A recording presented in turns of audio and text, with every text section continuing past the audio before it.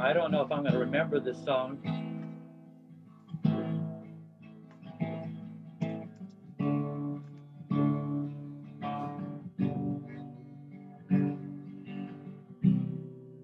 I'm going to put it up a little bit. You know what Darwin used to say?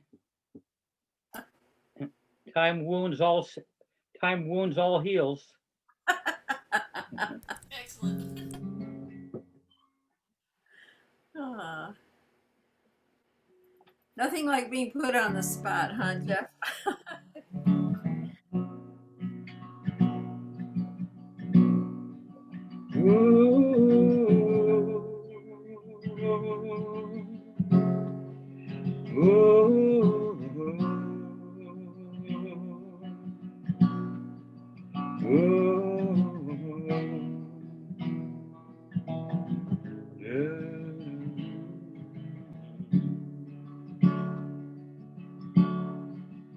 Listen how the birds are singing praises for the love he's bringing, praises to this magic feeling, praise to everything. They know that God is everything. Baba, I feel your presence. Even now I feel your power healing me this very hour, healing me right now. Your love is healing me right now. I'm healed, I'm whole, in God I know I'm free. There is a healing power now in me.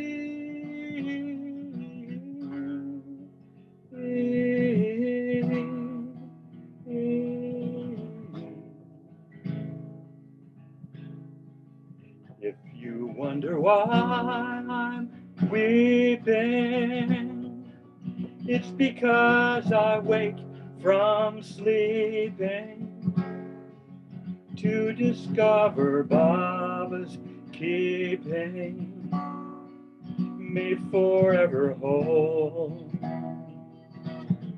In him I am forever whole. I'm healed, I'm whole, in God I know I'm free.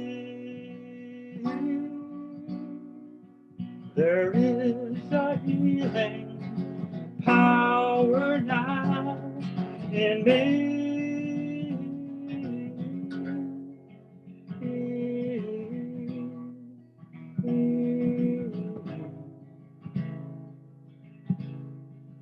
Baba, I feel your presence.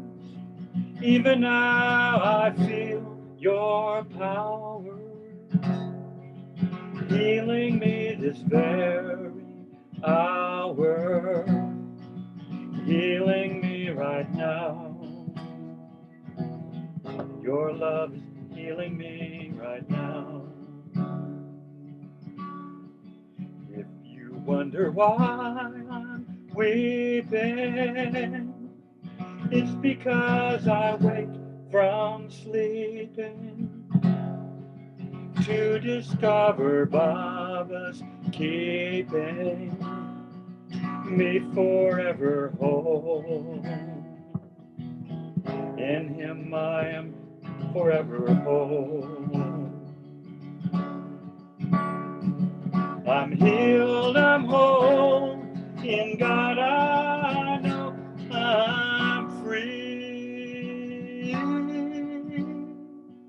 There is a healing power now in me.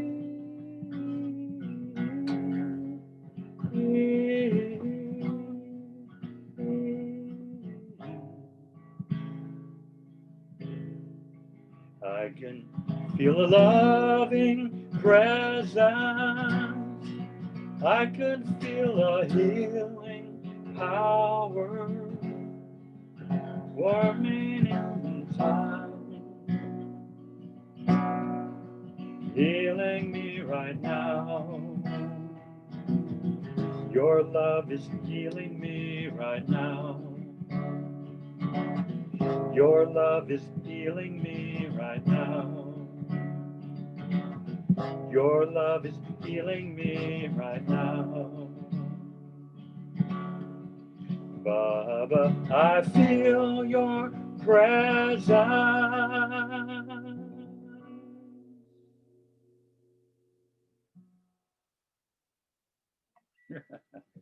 Jai Baba. Awesome. I never know whether these things are audible or not. Perfect. Beautiful. Oh, and she's recorded it. Wonderful. I kind of forgot one of the lines there, but you know. Beautiful, Jeff. Thank you. I got the words right here. You got them all. Yeah, I know. I kind of toward the end there, I kind of blanked out. Yeah, no, it's a beautiful thing. This was written by, I mean, the original song was Holy God, I Feel Your Presence. And of course, I have Babaized the song. There was a church out in Western Massachusetts, and there was a preacher and a minister, and they did a lot of music in their church, and a lot of the Baba people came there because it was so uplifting, and that's where we got the song. Yeah. Hey, Jasima and Shailaja. Jai Baba. Yeah.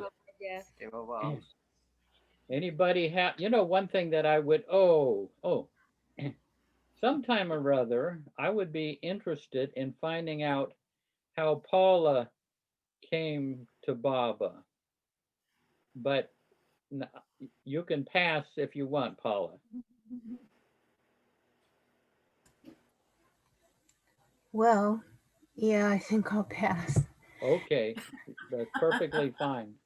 Well, it's been a hard day, so Oh, another time. yeah. Anytime you're more than welcome. What about Sham? I wonder, we haven't heard how Sham heard about Baba.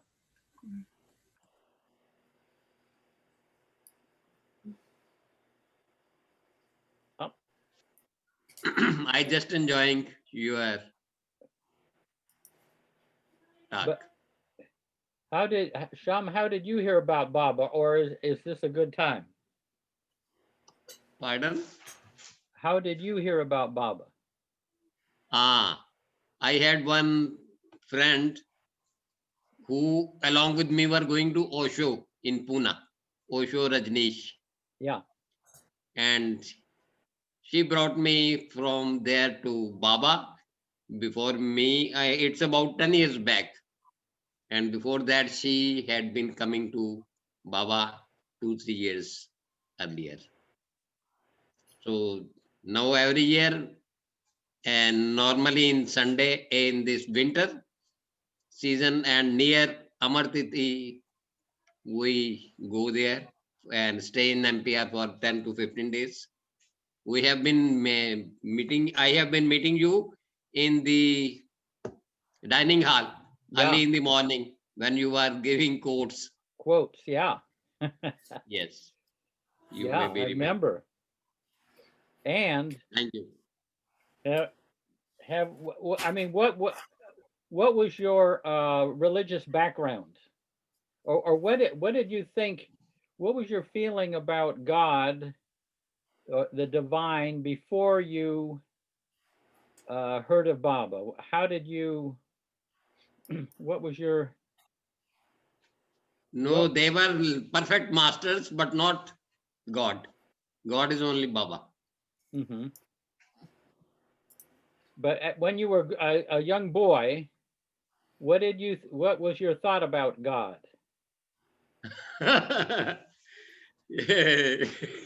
Difficult question.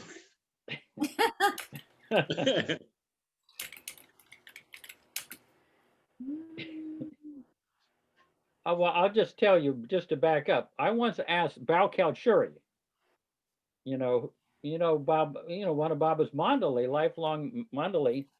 When you grew up, did you have any inkling that you would be one of the intimate disciples of the Avatar?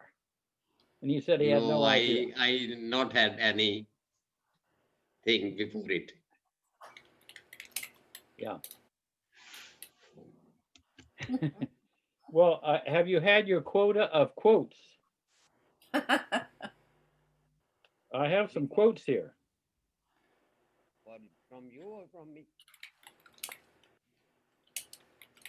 Okay, you can. This is a one on the lighter side by Sigmund Freud. You probably have heard of Sigmund Freud. Everywhere I've gone in my research into the unknown, I find a poet has already been there before me.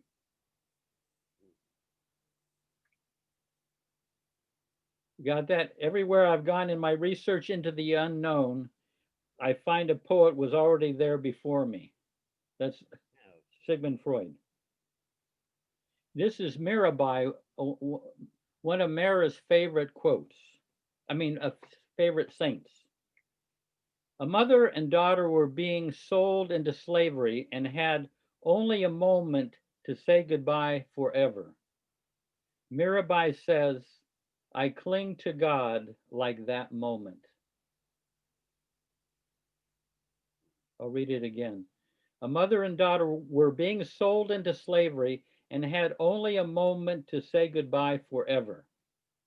Mirabai says, I cling to God like that moment. This is Saint Teresa of Avila, one of Baba's favorite Christian saints. Saint Teresa of Avila once told her nuns, Christ has no body now on earth but yours, no hands but yours, no feet but yours. We have the privilege of becoming his hands and feet, but we have to discipline ourselves to do it. Christ has no body now on earth but yours, no hands but yours, no feet but yours. We have the privilege of becoming his hands and feet, but we have to discipline ourselves to do it. Can you follow that okay? Yes. Yes. Rumi was once asked, is there a way into the divine realm here on earth? Rumi replied, yes, there is a door between this world and the divine within. For every person, its size is subtly different, for it has the shape each person makes when on their knees. No one enters the rose garden unless lost in adoration and wonder. No one walks through that door except on their knees.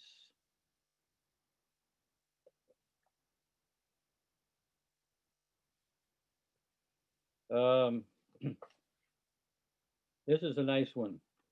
To an early woman follower, Baba said, I am everywhere. But how can we know it? She asked. Handing her a fresh rose, Baba replied, can you see its fragrance? As the fragrance is hidden in the rose, in the same way, my presence is hidden in every heart, unseen and imperceptible. So that's a quota of quotes. Well, let's see. Bradley, anything anything that came? Yeah. You know, every morning, well, about two or three times a day, we have two Boston Terriers.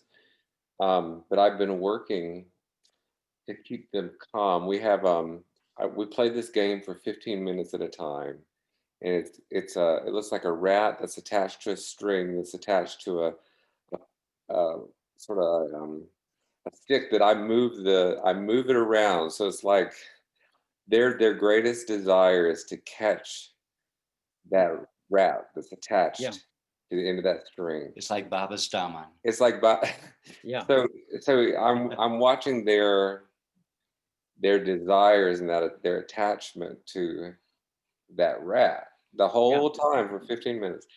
And I've started, and it's always a little fractious. It's always a little active because they're running all over the place trying to catch it and trying to avoid each other, but also trying to attack each other. So it's a little crazy. It's a But I workout. started putting on Meher Baba Meher Baba's Grace. Meher Baba's Grace on YouTube. So Uh-huh. I put on Meher Baba's Grace on YouTube and I start to play it. And I say, okay, now it's time to do this game. That where they're trying to tackle the rat. And so I have been trying to keep focused on Baba inside me, because when I left India, I could feel Baba really right here. And so as I'm moving the rat around the room on this stick and this string, I have my attention here amongst all of both of them running everywhere and me actually moving the stick. And this is like becoming my practice, like three times a day. And I heard my Baba say this morning, he said, I want you to focus here until everything completely disappears except me. Yeah. And he's like, and I heard him say, and it's 10,000 times harder in this moment. So hang on to it's 10,000 times harder than what you're experiencing with these two dogs and you moving this simultaneously and trying to stay here. Mm-hmm. And and I could just feel the truth in that, and also just how wonderful that would be to have everything disappear except Baba. So that's become part of my daily practice. Yeah, beautiful. So, Really. Lovely. Yeah, and I mean just to have that, what a blessing just to know and feel Baba right there, in your heart area. yeah, that from my time in India, Yeah, that was solidified at this point. yeah, beautiful. Yeah. Hey, well maybe we could find out Jasima and Shailaja, how did you folks hear about Baba? Um, I am like born Baba lover, Jeff. Both of you? Yeah, I remember that. Both of you, right? She became Baba lover after marriage, Uh-huh. but I can tell story of my father how he became. Yeah, Baba. good. So my father was in Hyderabad in India. So in Hyderabad, actually where the place he stays, there are all kinds of people, like all religions peoples, uh, Christians, Muslims, and all. So he used to have that thought like all religions should be equal and there should be one single God. And he used to talk about this with his uncle.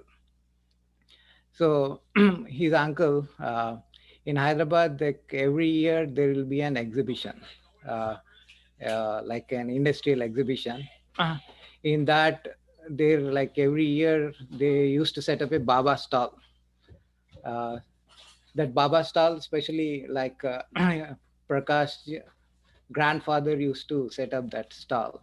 Mm-hmm. So my father's uncle saw that stall in the exhibition, and he saw that quote which says, I belong to no religions. Love is my religion." Such kind of quote of Baba. So I don't remember the exact quote. Yeah. So there, there he saw that, and he came to my father and told, like, I saw this, and he says all religions are same, and love is my religion. So my uncle, I mean my father, goes with the uncle to that stall, and he talks to the babalawos there. And before, I mean, what he was thinking is there should be one god, and the literature also should be in English, because like he was basically educated in English that time. So when he went there, he found that all Baba's literature was in English, and it also says like there is, I mean, all religions are equal. So then gradually he started attending Baba Sahwases, and he became a Baba lover. And Yeah. And 60, how old were you when this was happening? When your father was coming to Baba? I was not born. I mean, he was not married Mhm.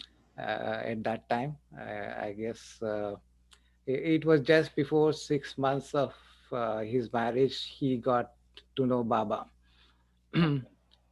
So 69, they planned for darshan, my father and mother. But when Baba dropped his body, they dropped that plan, and they actually just missed to see Baba. Yeah. And Shailaja, now you married this someone was devoted to Baba. What were your what were your thoughts about this? Yeah, Jeff, like I was also, I mean, when I was a child, I was thinking about like this, a bit spiritual.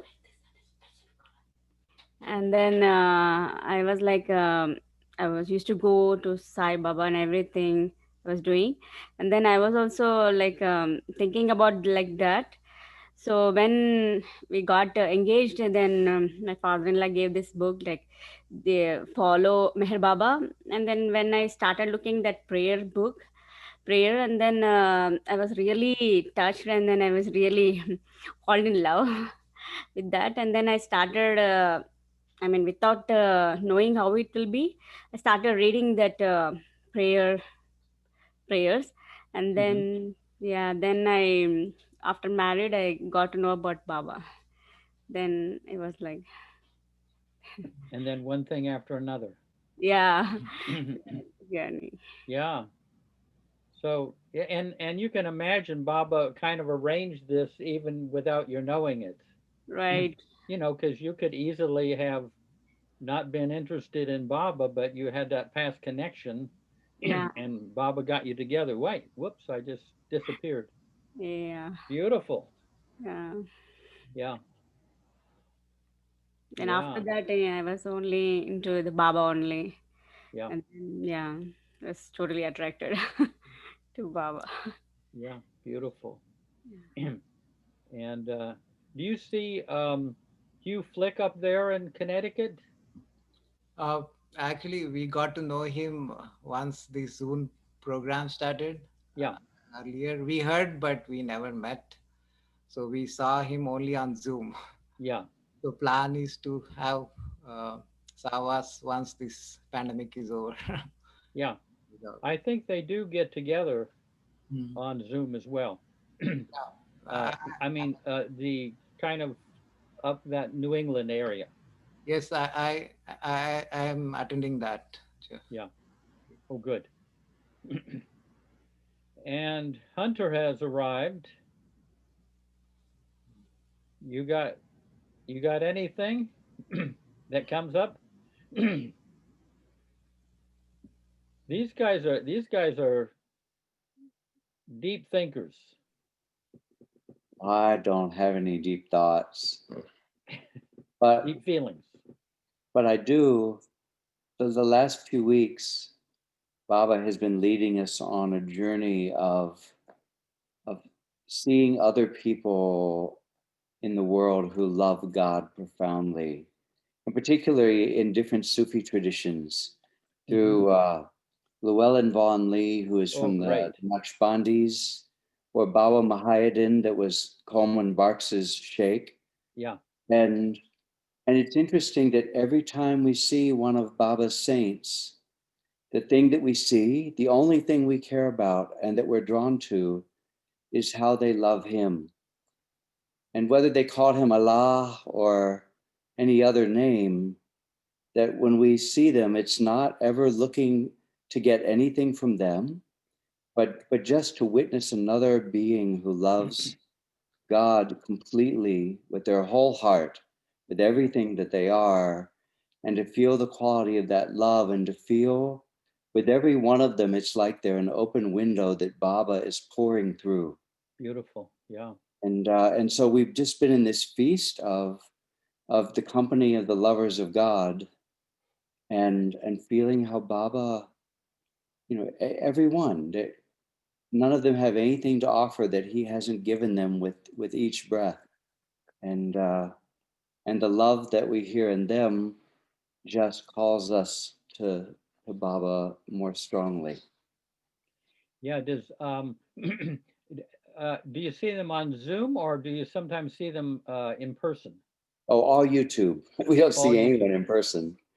You know what what we've been wondering about is, you know, Llewellyn von Lee was very, you know, he was very hopeful at one point, and then his last book was The Darkening of the Light, I think. I mean, he felt that the, you know, the light was going out, that we could all access.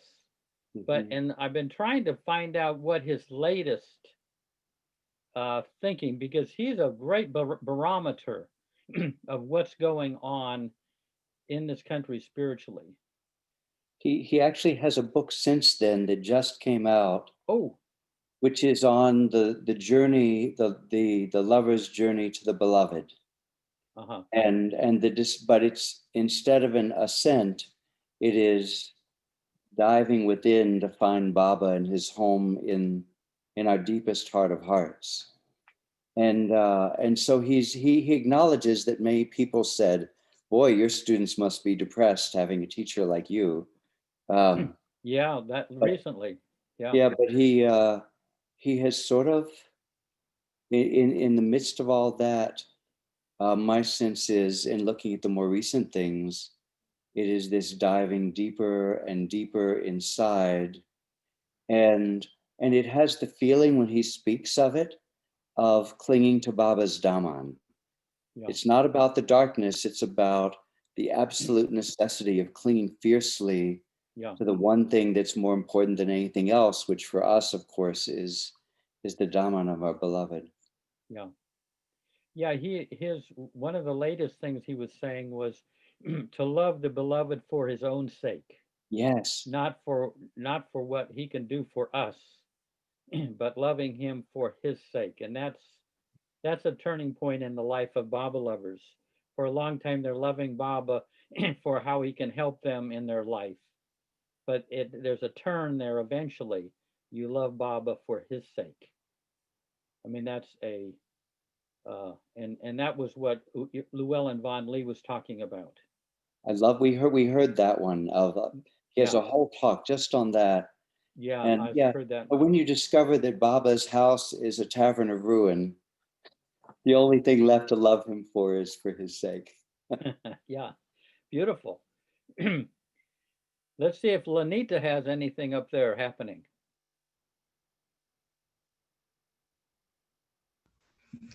Talking about that, I have a quote. Good. Let me get here. Hold on. Bear with me. And I see Elizabeth has shown up from Chapel Hill.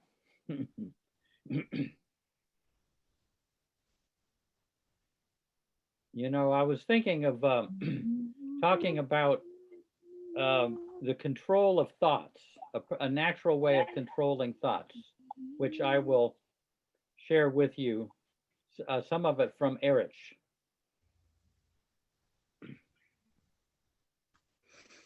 Okay. Yeah. Ready? Yeah. Jai Baba. Jai Baba, good. This is a quote from Upasni Maharaj. God loves soft and delicate things. Pure love, pure devotion is the most delicate thing in the world. And that is all that God wants. He wants nothing else. Upasni. Beautiful. Read that again. Wow, that's lovely.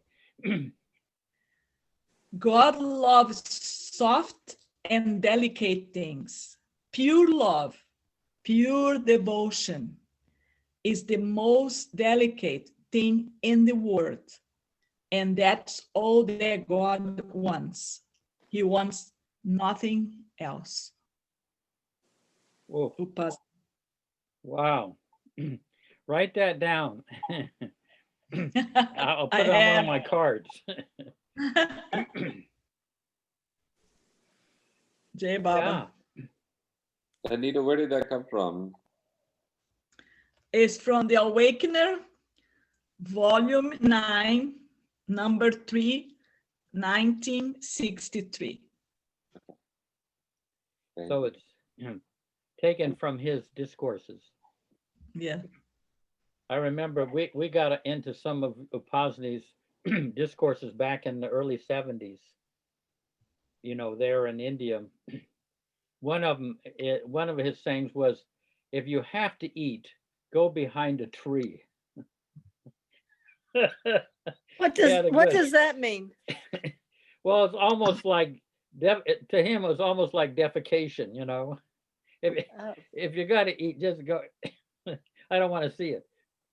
One time, Mansara used to tell us this. One time, someone came to see Upasni, having heard that he was a perfect master. And he got there, and there were a lot of people, and there was a feast that was spread out. And Upasni was just eating along with everybody else, you know, Thank you. with relish. And so this person thought, oh my God, this man can't be perfect. It looks like practically a glutton. And no sooner did that thought come, and then Mansari describes that he starts reaching down and picking up rocks and stones and dirt and putting it in his mouth and eating it with equal relish. Got to watch what you think around these perfect masters. Here's a beautiful thing that I may add for this eating, when you eat, go after the tree. We have a similar one stanza in Hindi also. Bhojan, bhajan, khajana, nari. Ye sab parde ke adhikari. That means bhojan, our food, our prayer, our meditation, and ladies should be kept beyond the reach of everybody. It should be a bit secret. So by saying that when you eat food, go behind the tree means keep your secret what you are eating. I think like this. Yeah. You know, you're a little bit quiet. I can barely hear you. Again, I should repeat. Yeah, say that again, that couplet or whatever. In Hindi, there is couplet. Bhojan, bhojan means food. Bhajan means meditation or remembering God. Bhojan, bhajan, khajana. Khajana means your treasure. And bhojan, bhajan, khajana, nari and ladies. Ye sab parde ke adhikari. They all should be kept under a veil. No, people should not see what is there in your meditation or in your food or in your treasure. Yeah. Now it's clear? No? Yeah. Am I audible? Yeah. Not very well. Not pretty quiet. No, there's something wrong with maybe your microphone, or you're not close enough or something. Okay. Alan Manukian, he has shown up. Hey, I want to find out, Elizabeth, how did you hear about Baba? I mean, you don't have to share. Me? Yeah. Oh, Melanie Davis told me a long time ago.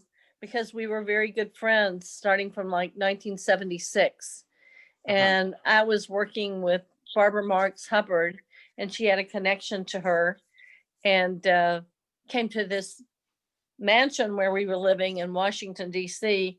And we just started talking. And then a little later, I left that place and I ran into her in a restaurant and we started swimming together. And then at some point, she invited me to hear Adi K. Arani speak at American University in Washington, D.C. I don't remember what year that was, but I really thought I did not think, I thought it was wacky when I first heard about it. But a lot of things happened, and I kind of got captured. So it's a little embarrassing. I had broken up with a boyfriend. I was really upset, and or he had broken, I don't know, somehow we broke up, and I was crying a lot. And so I went to see Alan Cohen. And of course, when I went to see him, every time I'd be sitting under a picture of Baba. This was at the Sufism house. Yeah. But it didn't connect to me. But anyway, I developed a friendship with Alan, which I still have. And somehow over a period of about a year, or 2 years, 83 to 85, Baba kind of surrounded me. And for example, I was going to meet with a member of my dissertation committee, and I was running late and the rain was falling down and it was a mess and I felt terrible. And so I had to use a telephone, and there were 3 payphones in this area, and all of them were either broken or in use except the last one. And on the last one, it said, "Do not worry, be happy, Meher Baba." So things like that kept happening to me over and over again. And I was getting, I kept asking Melanie, well, what about, so she I don't know whether she was going to Sufi, the Sufi aspirant meetings or not, but I knew she knew about that. And she would talk to me about that and about Baba, and I was getting more and more interested. And I kept trying to find out information and where a meeting was. And the more I tried, the worse it was. I couldn't get one. I couldn't find one. And then one day in February, I guess it was February, both came at the same time. Melanie called me and told me where a meeting was going to be. And I also got a newsletter. And I think it was that night I went to Ned Foot's house and went to my first meeting and met a person there who gave me the book, The Beloved. And then sometime in, I guess, in 85, I was just looking at that book. And all of a sudden, I just burst into tears and was sobbing. And like what I would used to do with boyfriends, right? Yeah. You know, so it was crazy. I couldn't, you know, and what I was crying about is because I hadn't met Baba, he had passed away. He had dropped the body. And I heard like an internal voice saying, I am with you always. And that year I went to the Baba Center in either May or June of 1985 for the first time. And did you open the gate for me? I got there late at night. It could very well have been me. Yeah. Yeah, you've been there at critical times when I've been to the center. So Jeff was there the night I arrived late when I'd just been to my father's funeral. And I think I remember. Yeah. Oh, yes. And Yeah. so I called up, you know, he died on a Thursday, and we had the service on a Sunday, and I went straight from the service to the center. And it was really strange. You know how difficult it is to get into the guest house. That night, I was put in the guest house. I couldn't believe it. And there was nobody else there. And anyway, you know, I had also brought pictures of the family, old pictures. And I was told to place them in the lagoon cabin say prayers over them and all of that. And I think it was the second night I was there, about 3:20 in the morning, I woke up and I went into the kitchen and the lights were flickering, and I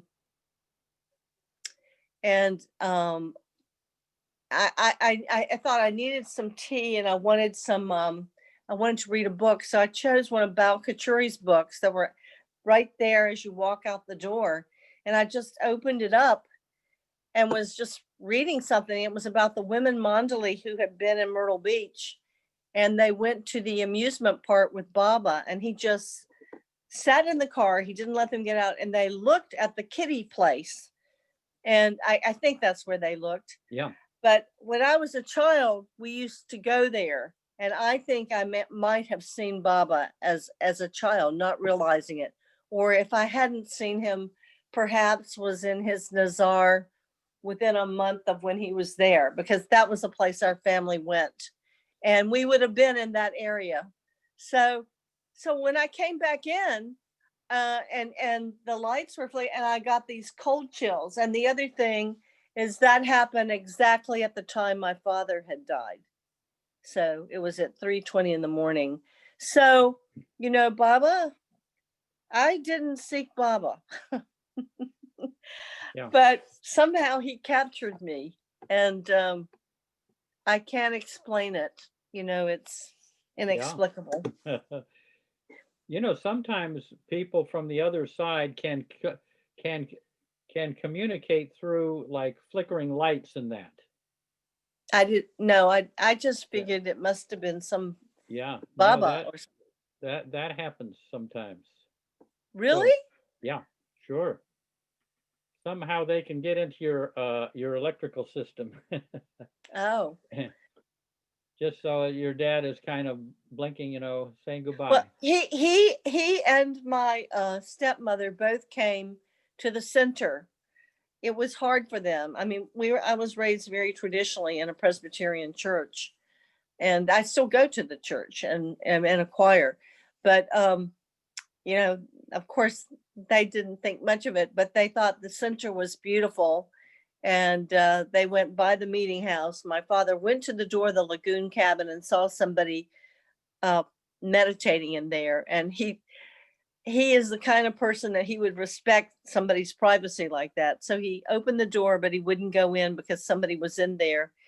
And that was it. They were there 15 minutes. And, they drove in, they did that little thing, and they drove out. But they did walk there. So, yeah.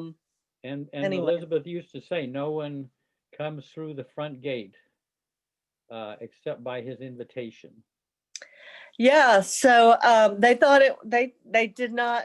I mean, they thought it was kind of crazy, but they would never say. That was never said to me directly. And actually, I basically.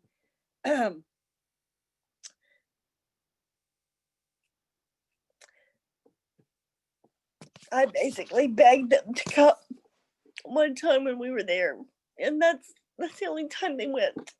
So even though it was not much, it was important.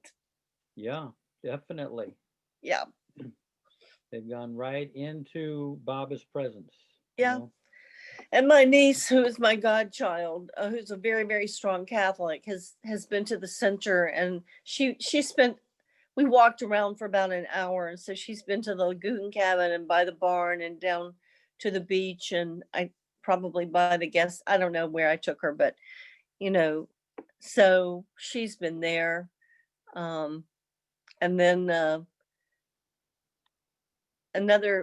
stepsister and her son have been right to where by the beach. That's when you could still enter from the beach. We walked from her condo that she has down, I guess it was 2 miles to the center, and we walked across the grate to where it says Ocean of Love. That's not what it says, but you know what I mean. I am the ocean of love. Yeah. They walked there to the parking lot, and that's as far as they got. And my nephew said, I can't be here. So it was like too hot. So we left. Yeah. But no. I guess they still were there on the center. I guess that's considered the center. Yeah, and where Baba had been. Hey, wanted Yeah. to see, is this Pari and Iraj from Seattle?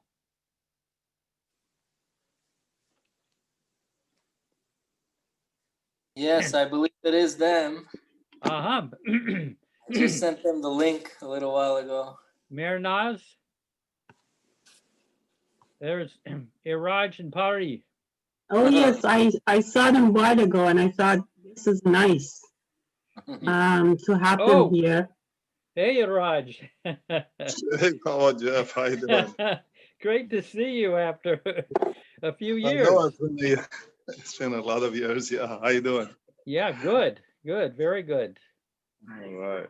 We got at least 3 people from Hey, Mama Seattle. Jeff. 4, well, almost. Is it 4? Yeah, hey, Pari. Yeah. Hello, Jehovah. How are you? We're Good to see aging kind of gracefully. Yeah, all of us. Yeah. We can stop it. That's a natural way to go. Yeah, beautiful. Hey, Raj, you can pass on this, but any story you can tell about your father? Jeff, I thank you so much for making my brother to talk. Yeah, he always behind the camera. He never wants to talk, so this is nice.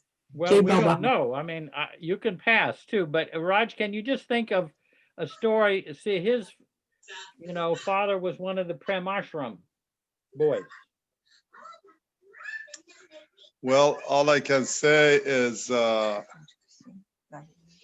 somehow his responsibility wasn't any of his kids. I remember Bauji told us once, we were sitting around him, he said, "You guys are my responsibility."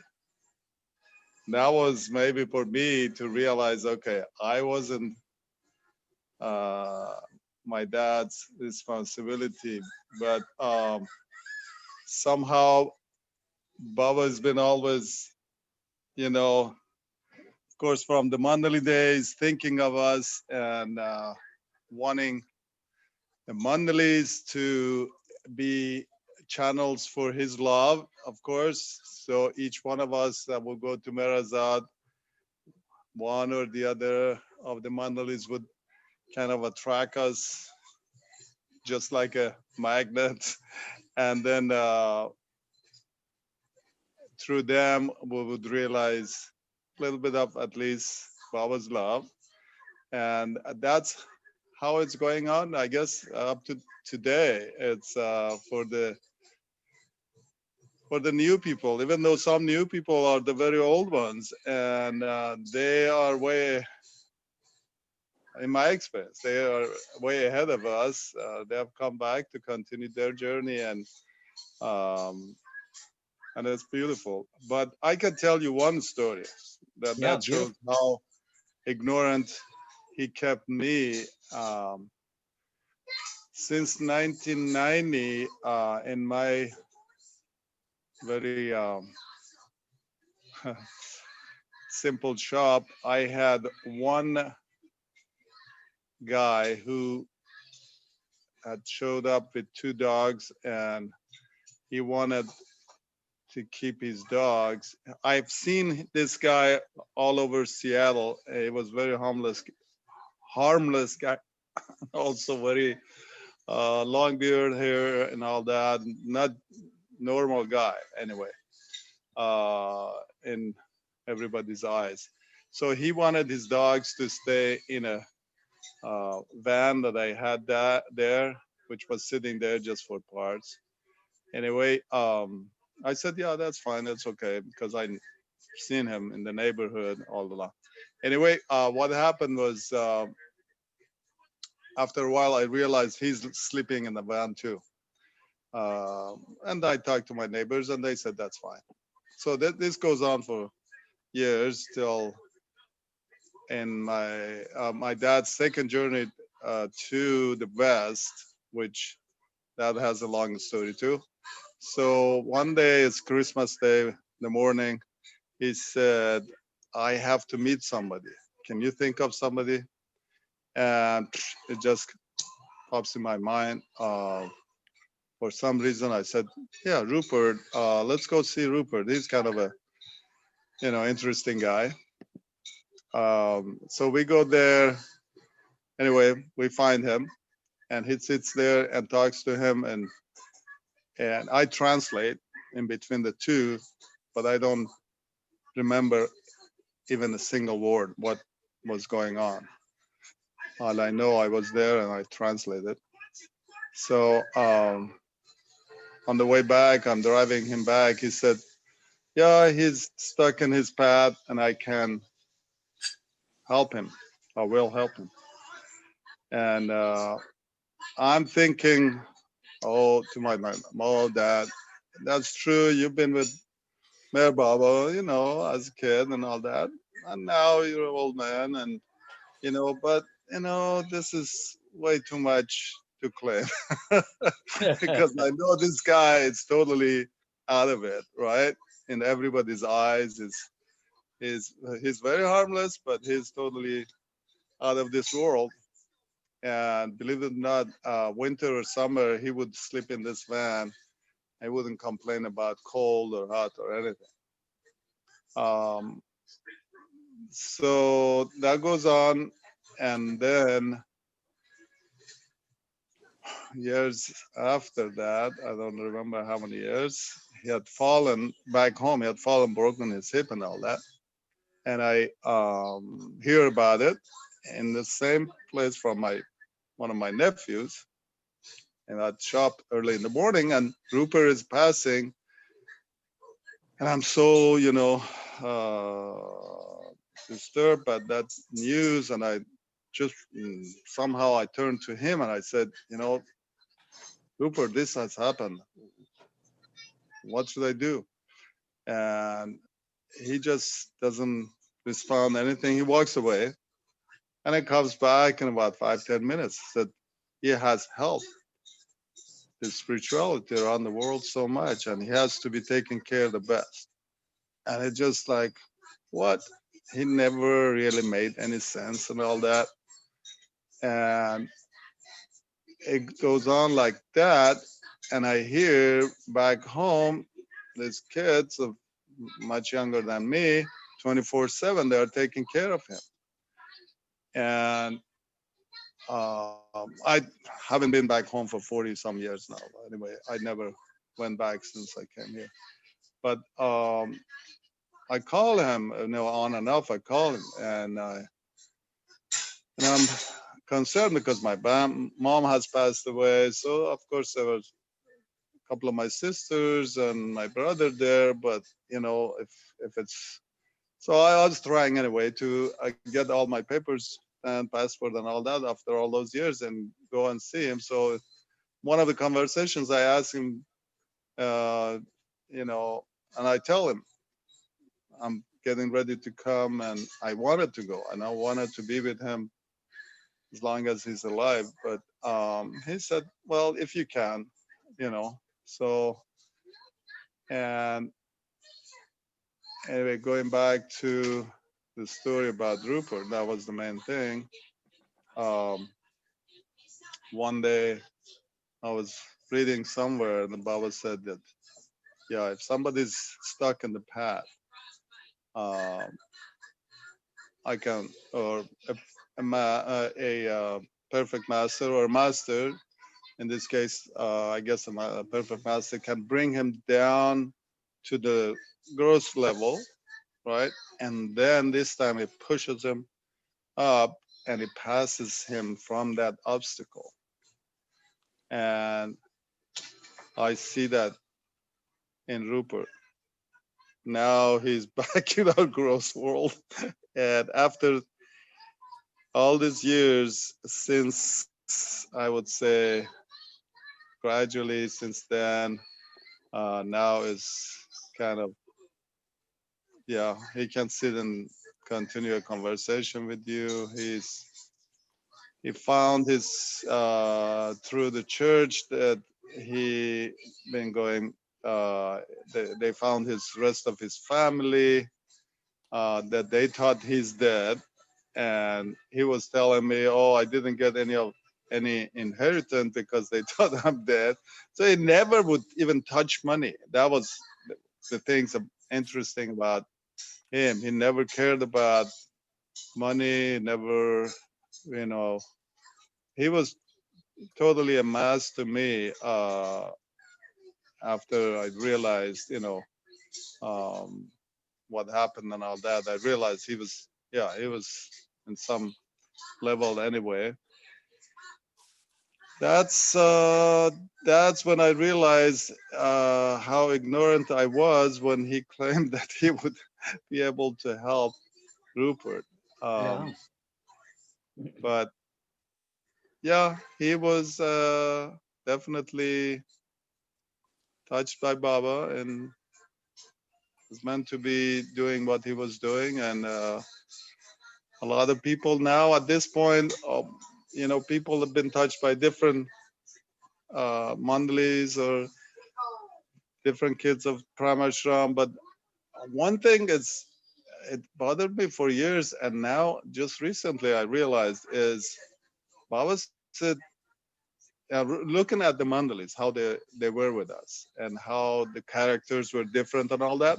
And then going back to what Baba said about the religions, like the branches of a tree and then the root is the same and all that.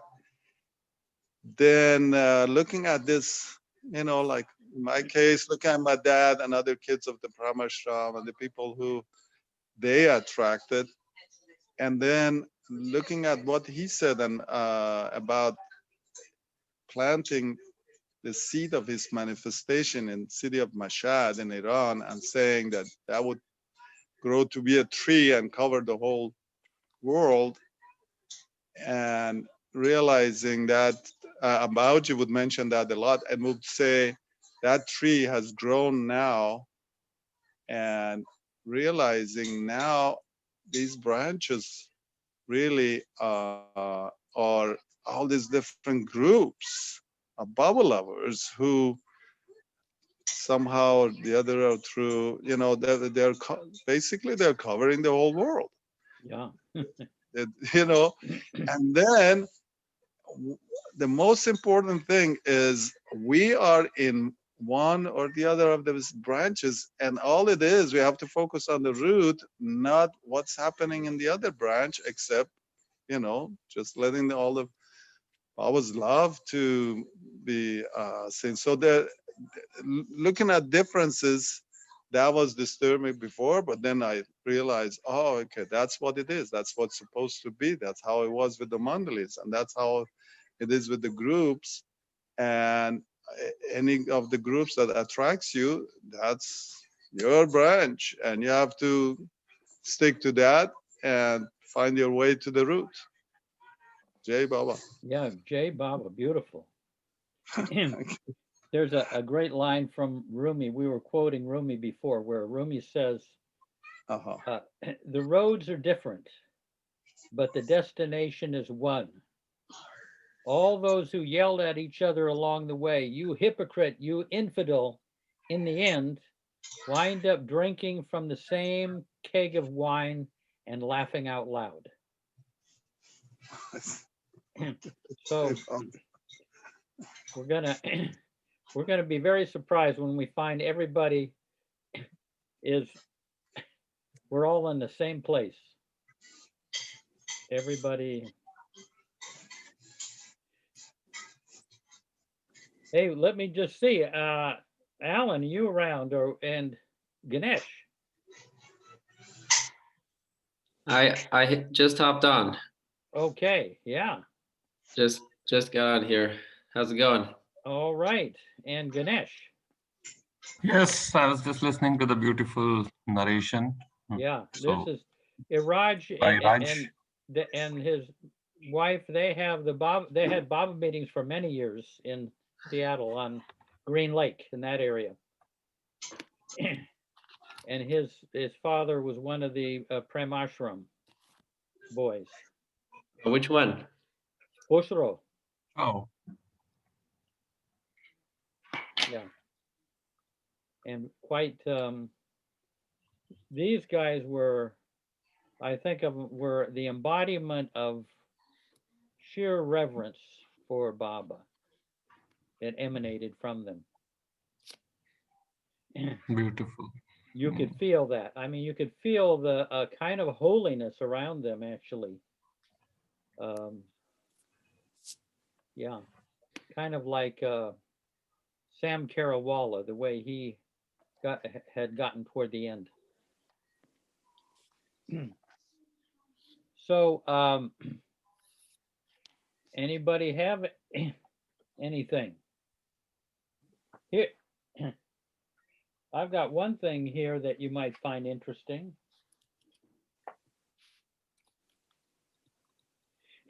There was one guy, his name was Rustam Falahati. He was one of the younger guys that came and lived as one of the Western residents.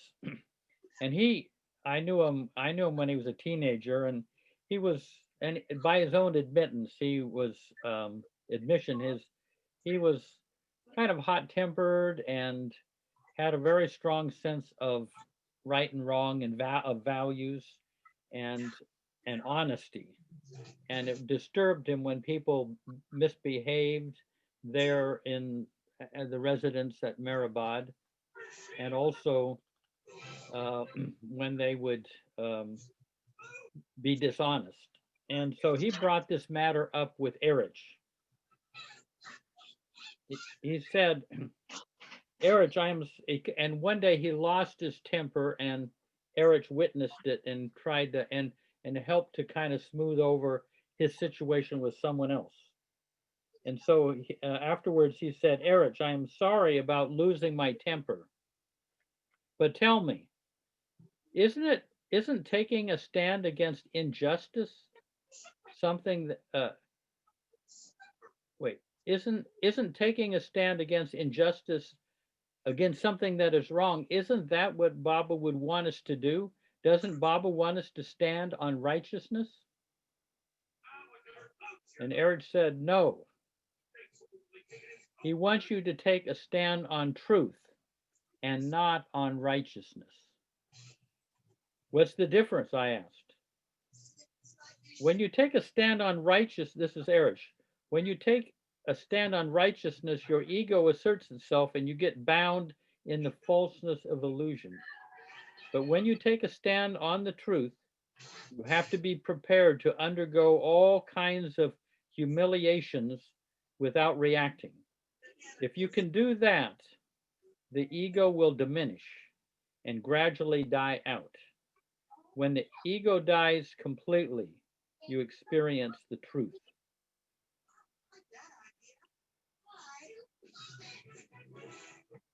And he says, I was trying to take in this profound message that Erich was conveying with loving compassion, and yet something within me was resisting. I said, how do you deal with injustice?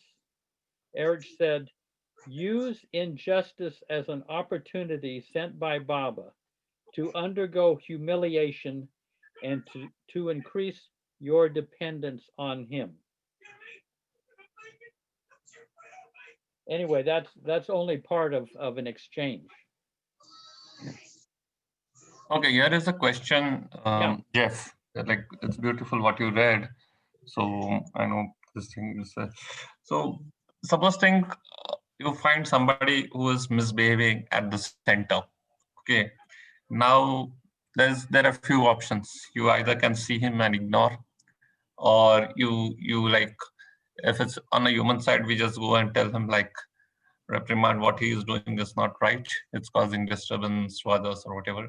Or how is it that you will handle it? Means when we think of all this, and in that terms, you see a person misbehaving at the center, and you have to, how do you want to then, what do you think is the right way then to set him right? Well, at the center, when someone is misbehaving, if they just do it once, I'm talking about my approach, I kind of let it go. But if it becomes a pattern, then I go, I mean, this is different from your situation, I think, but I go and I say, you know, I don't want you to lose the privilege of being able to come to the center. You know, if you continue to do this, I'm going to have to report that. I would prefer not to, because, you know, I want you to be able to continue to come here without having any problem in coming. Now that's different from your situation, because these people value the center. Well, they might value your job. I mean, their job. If this is like a fellow employee, you can say, you know, you continue to do this and everything. At some point, I'm going to have to report this. I want you to continue to have this job and not lose your source of income.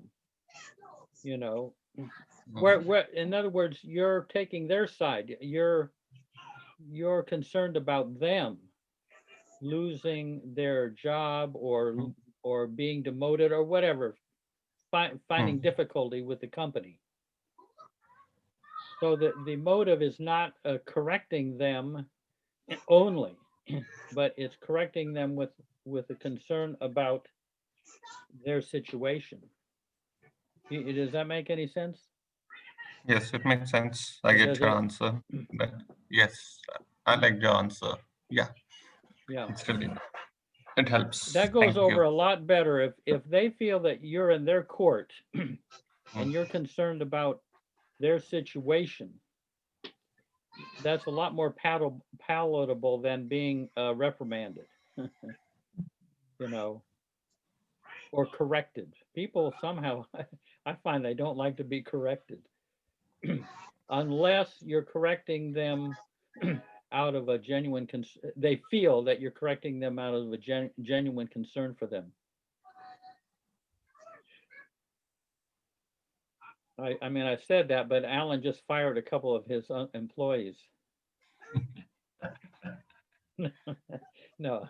Yeah, I had a interesting night because I didn't sleep very much because the wind was so high speed over here, and it was so loud that there's a tree by our window, and we both woke up in the middle of the night to this tree. Basically, it's like a broomstick like hitting the side of our window.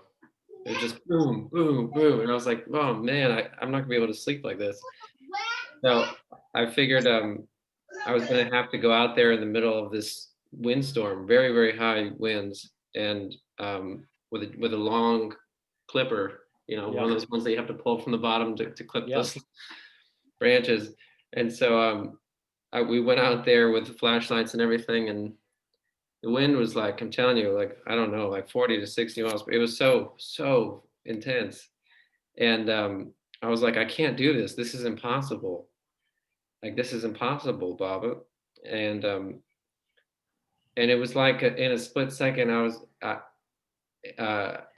like I felt something that was like, well, what if it is? And then I just leapt forward. Like, I just had that feeling, like, what if it is possible? And I leapt forward. I jumped up on the edge of this, the deck. And I was standing there leaning against the house, trying to balance. And I got this leaf or this branch that I could barely pull, and I was getting blisters on my hands. And I was like, just fighting against the wind. But then I just calmed down, and I was like, I just need to get that one right there. And I finally, it took a few tries, but I finally got it. And but I don't know, it just ended up being like a beautiful experience, because I was feeling a lot of fear for some reason, very oddly. I don't usually feel that like that, but with the intense amount of wind and that power outage that happened, and the sound and the feeling was so immense that it was bringing me to that feeling of like not feeling safe physically. And that's how I knew how much I was really, you know, because I could say in a certain way, like, oh yeah, like I can, you know, drop in and surrender to Baba's, you know, feel Baba in my heart and everything. But when it was like your physical, I could remember that feeling of like physically being unsafe, that feeling. And so I had to, every moment was having to hold on to him. And because I was so desperate, I was able to actually see him more clearly. And he was gesturing to me, and the more I would kind of drop into him and watch him, everything else didn't matter. It was like, didn't matter if it was all this, I could feel terror in my body. I could feel my adrenaline pumping, like, let's say on the outside here. Yeah. But I was there with him, and there was nothing that could touch that. But then I could feel when I was pulled out of that, it was back into the storm. And I was like, oh, wow, how often in my life every day am I not making that effort to be with him, because there isn't really any real danger or urgency that I see. Sometimes you can kind of hang out or read a book or something, but when it really comes down to that moment, I feel like I saw something. There was something I don't know. I don't know if you know what I mean. Yeah, and just going out and facing it, sometimes it dissipates. I remember, I mean, this is kind of not exactly, kind of vaguely related, but Kitty, she had this drastic fear of snakes, horrible fear of snakes, Kitty Davy, when she was in India. And they were at a place one time, and Kitty was over cooking and everything in this kind of outhouse, so to speak. And Monty, and I think it was Monty, made this fake snake, and they painted it and everything, and they put it over by where she was working. And then Baba and the women Mandali, I mean, Mara and them, watched from this balcony to see when Kitty was going to discover this snake that was made out of dough and all painted.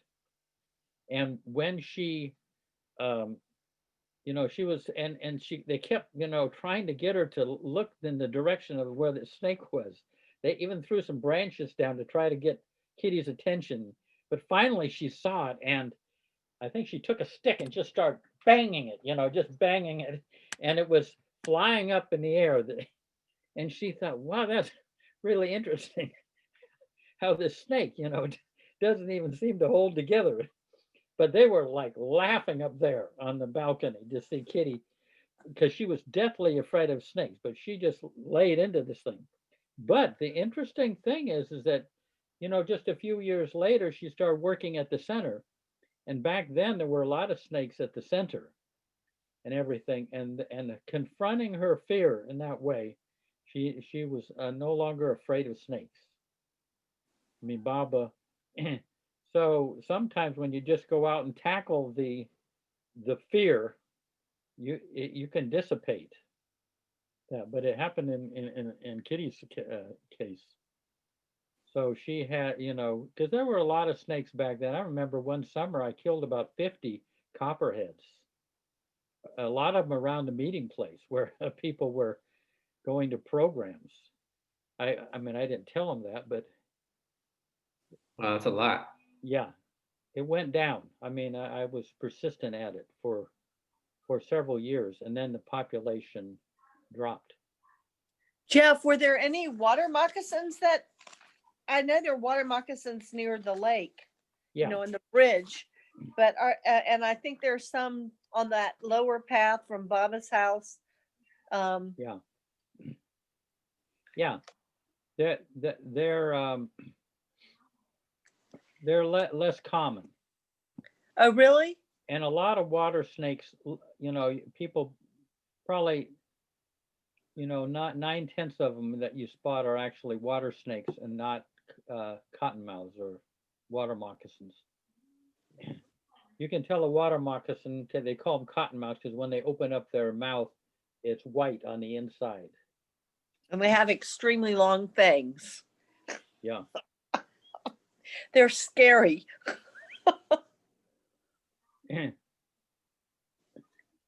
What about coral snakes? Did you ever find coral snakes or rattlesnakes? No, water moccasins and copperheads are the the two that are on the center, and you rarely see them, and they're really not aggressive.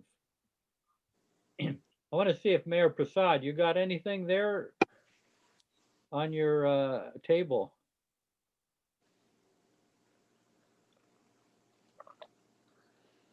No, not really, Jeff. Just I wanted to hear what you were going to say about thoughts that Oh, you. about thoughts. Okay, I'll tell you a couple of things about thoughts.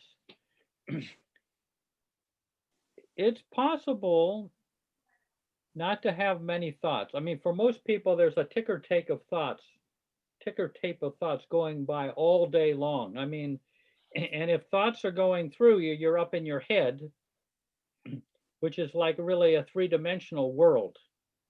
Whereas at the heart level, you're in a multi-dimensional level. And this is kind of the kind of figure that Baba gave. You know, the mandala used to say, let your thoughts come and go.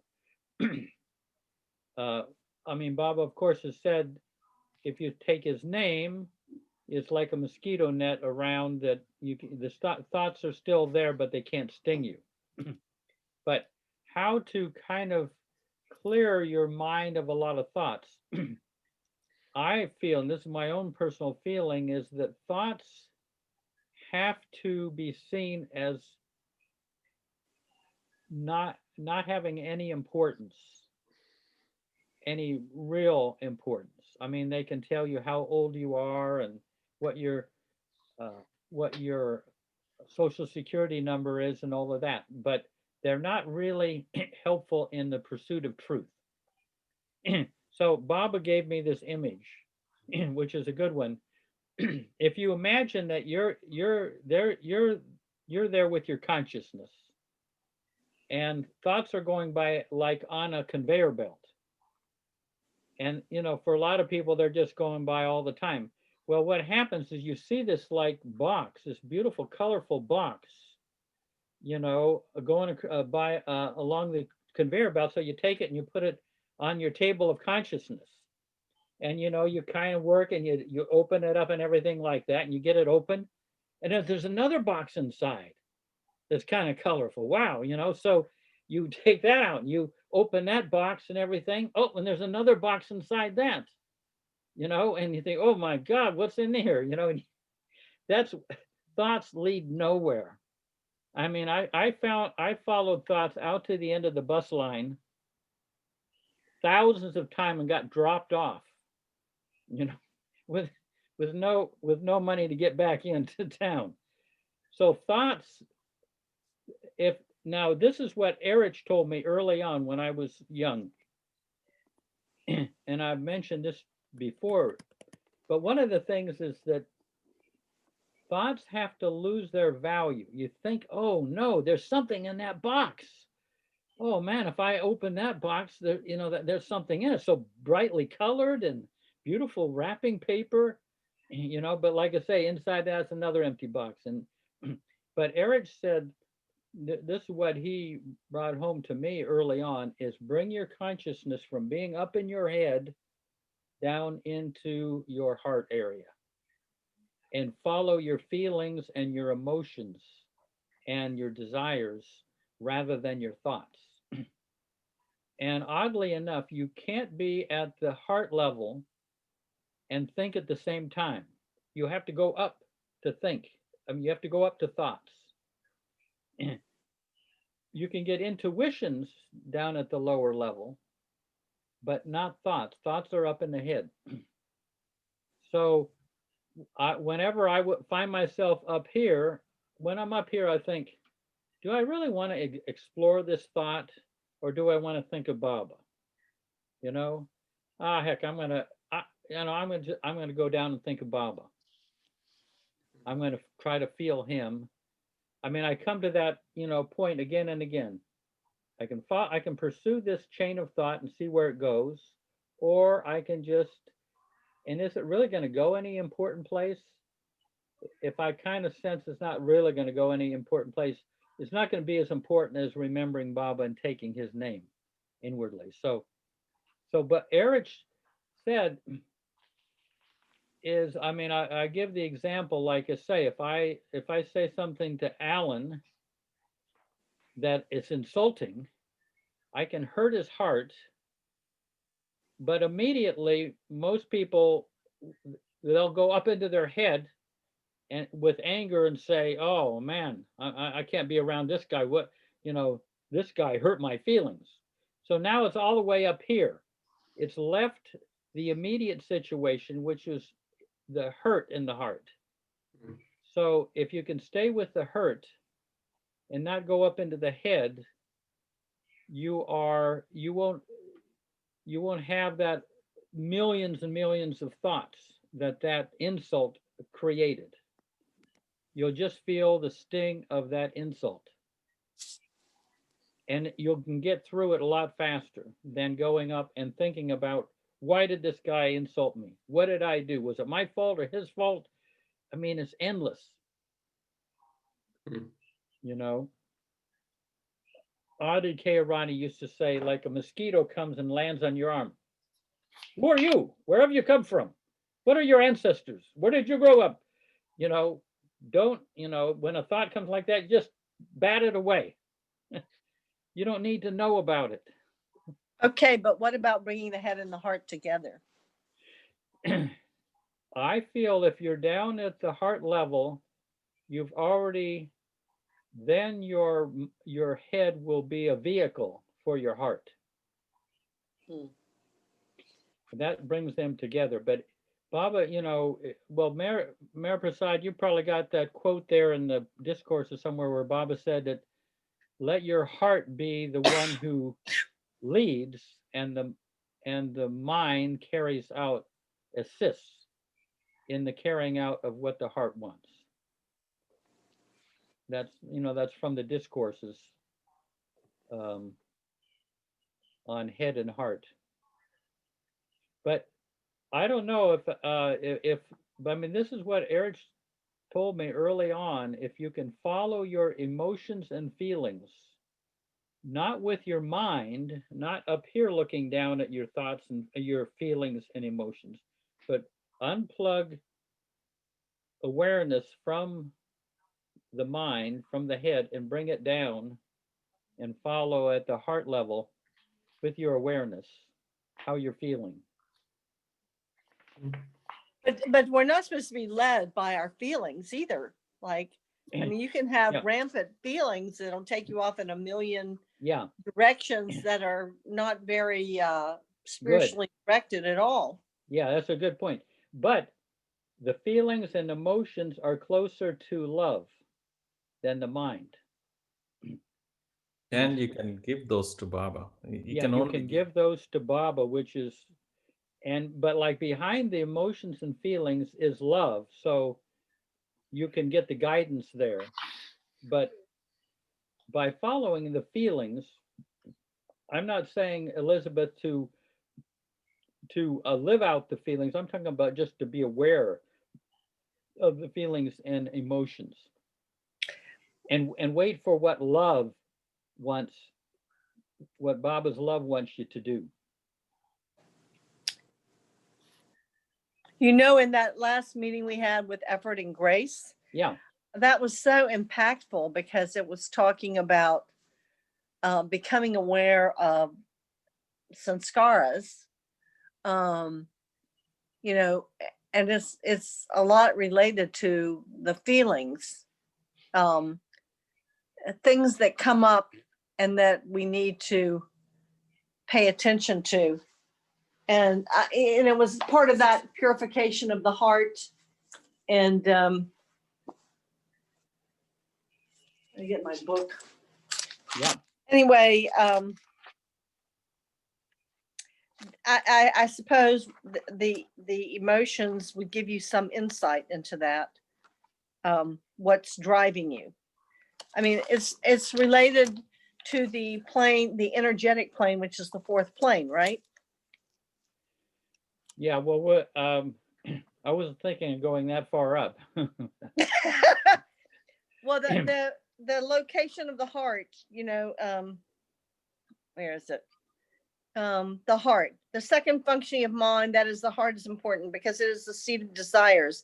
And unless the heart, which I have just explained to be the second functioning of the mind, unless the heart is devoid of all desires, all feelings, that means unless the heart is pure and naked, then God, who is your innermost self, cannot reveal himself.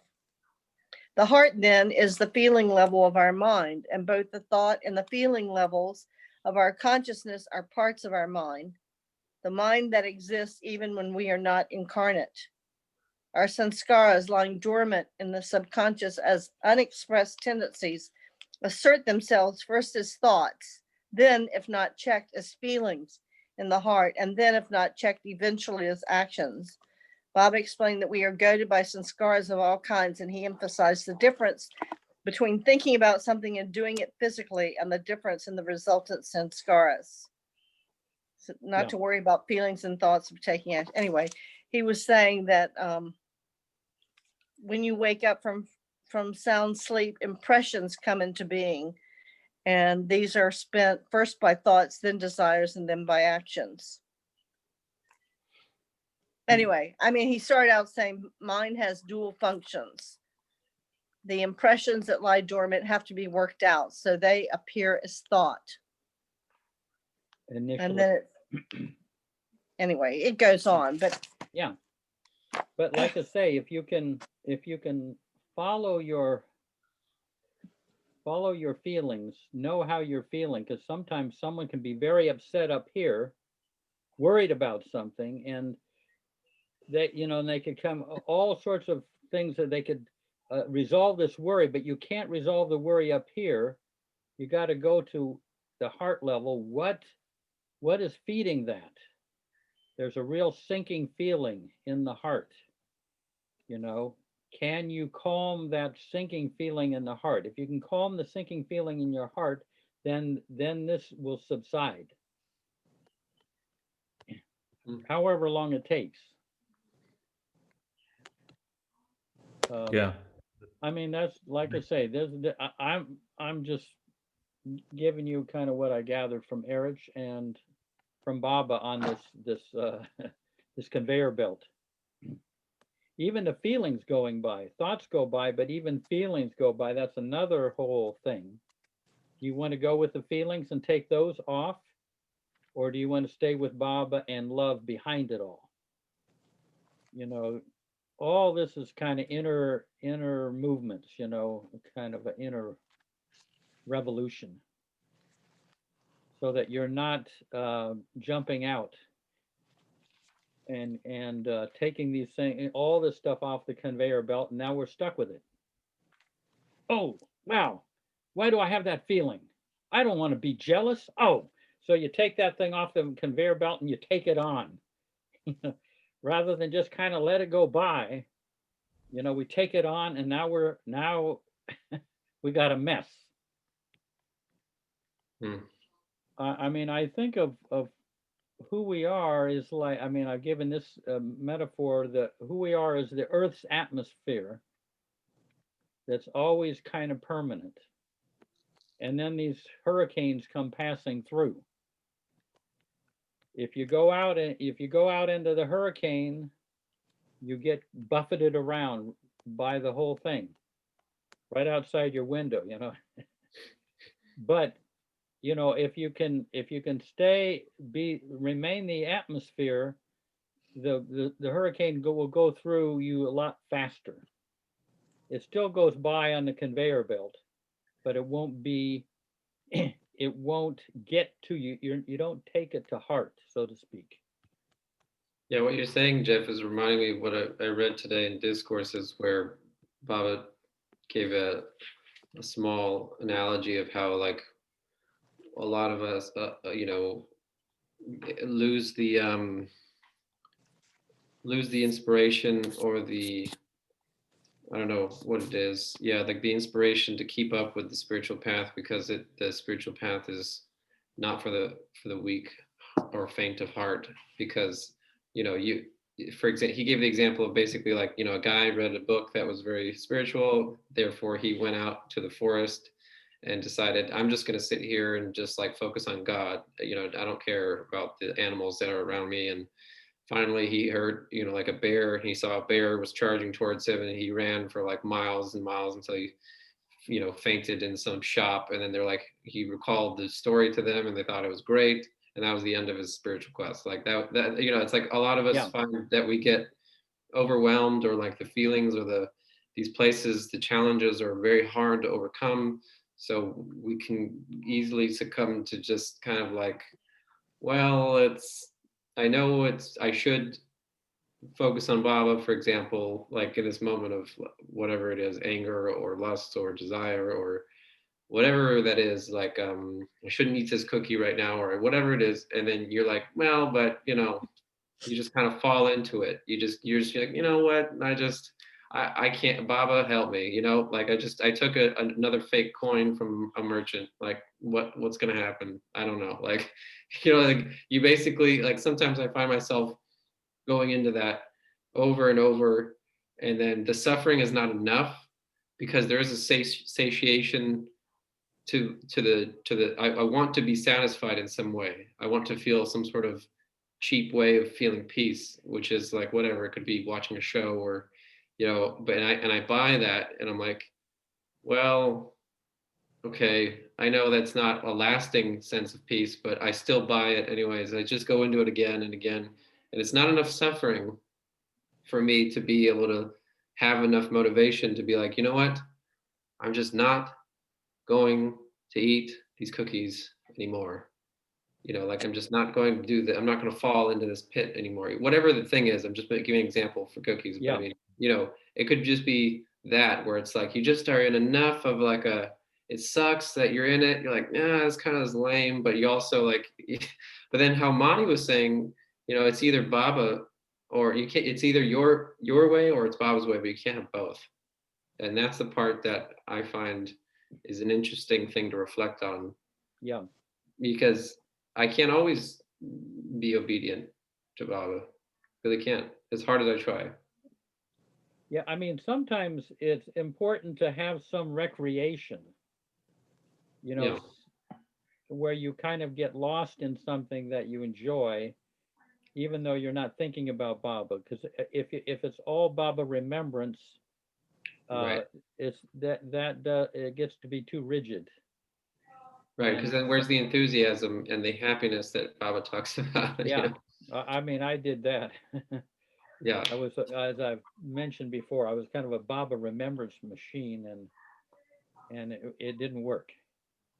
But I mean, even on the subtle level, though, like if we're talking, like just for example, like anger, right? Like you know, you shouldn't.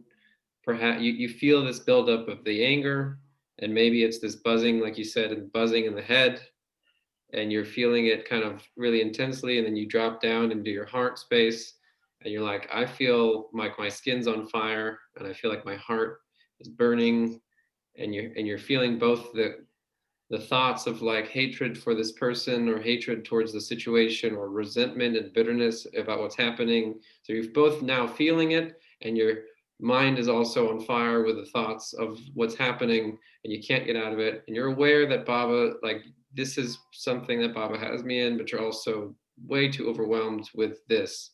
Now, how does one at that point when you're just like in this, you know, buzz, I think, how does one find their way into, are you saying dissolve that, drop that, all of it, whatever it is, into Baba, into your heart?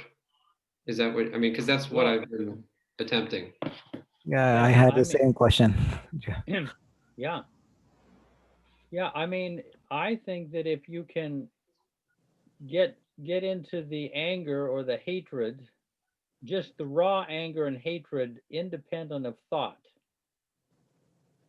bring it down and actually be with it. If you can be with it and feel it, ideally, if you can give it to Baba, say, you know, offer that to Baba, you are unloading layer by layer of it. It may not be a perfect job, but each time you do, you get a little freer. You give a little more, creates a little more space for Baba to live in you. But but Darwin used to say, you can't heal what you don't feel. You Yeah. can't give to Baba what you're not really feeling. Feel it in its raw form. Feel the That hatred and instead the of anger. distracting. What's that? It's you say feel it in its raw form in the full way, so that you don't distract yourself, and then you don't, in that way you don't get to experience the whole thing. Because sometimes, and sorry for cutting off, but this thought just came in, which is sometimes what happens is I'll practice, not acting on the strong sensation. Yeah. And I find that instead, I don't know if I do it on purpose or an accident, unconsciously or consciously, but it becomes built up in my psyche or in my system. Yeah. And so I don't act on it this time, and I don't act on it this time, and I don't act on it that time. But then there's a flurry of like this, it's almost like the spring-loaded thing where it just becomes spring-loaded. And then there's a big, it's an overwhelming, like, all of it comes out all of a sudden. You know what I mean? It's like, and I don't know if that's something, if that's like considered repression then. Yeah. Yeah, that's exactly what happens, Jeff. I mean, like we build up and finally we burst. Yeah. Yeah. I control anger several times on certain person, but that goes on, and finally someday the burst happens. Yeah. Right. That's why, yeah, I mean, what I do is I make sure I'm working on it, even in its smallest manifestations, because if you just wait until the big crisis comes, all those little manifestations of it, you build up a kind of force field that keeps you from blowing your top. Right.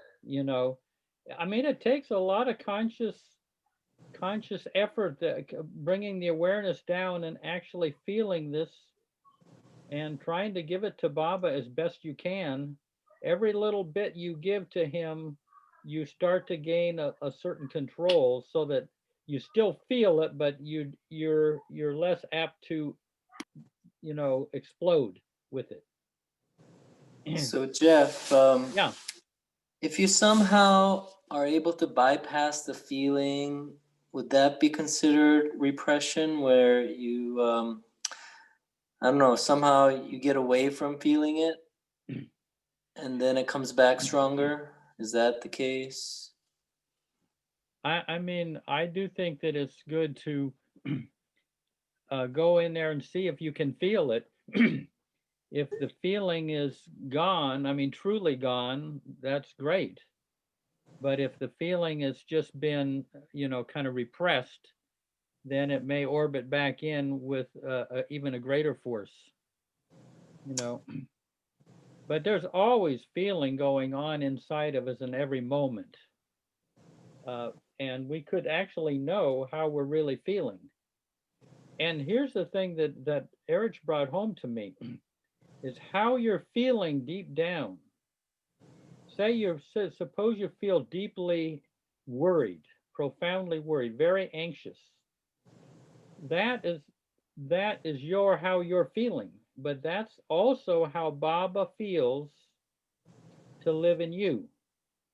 He's feeling that right along with you. So there's a camaraderie. If you think it's just your feeling that you're tracking, that is a mistake.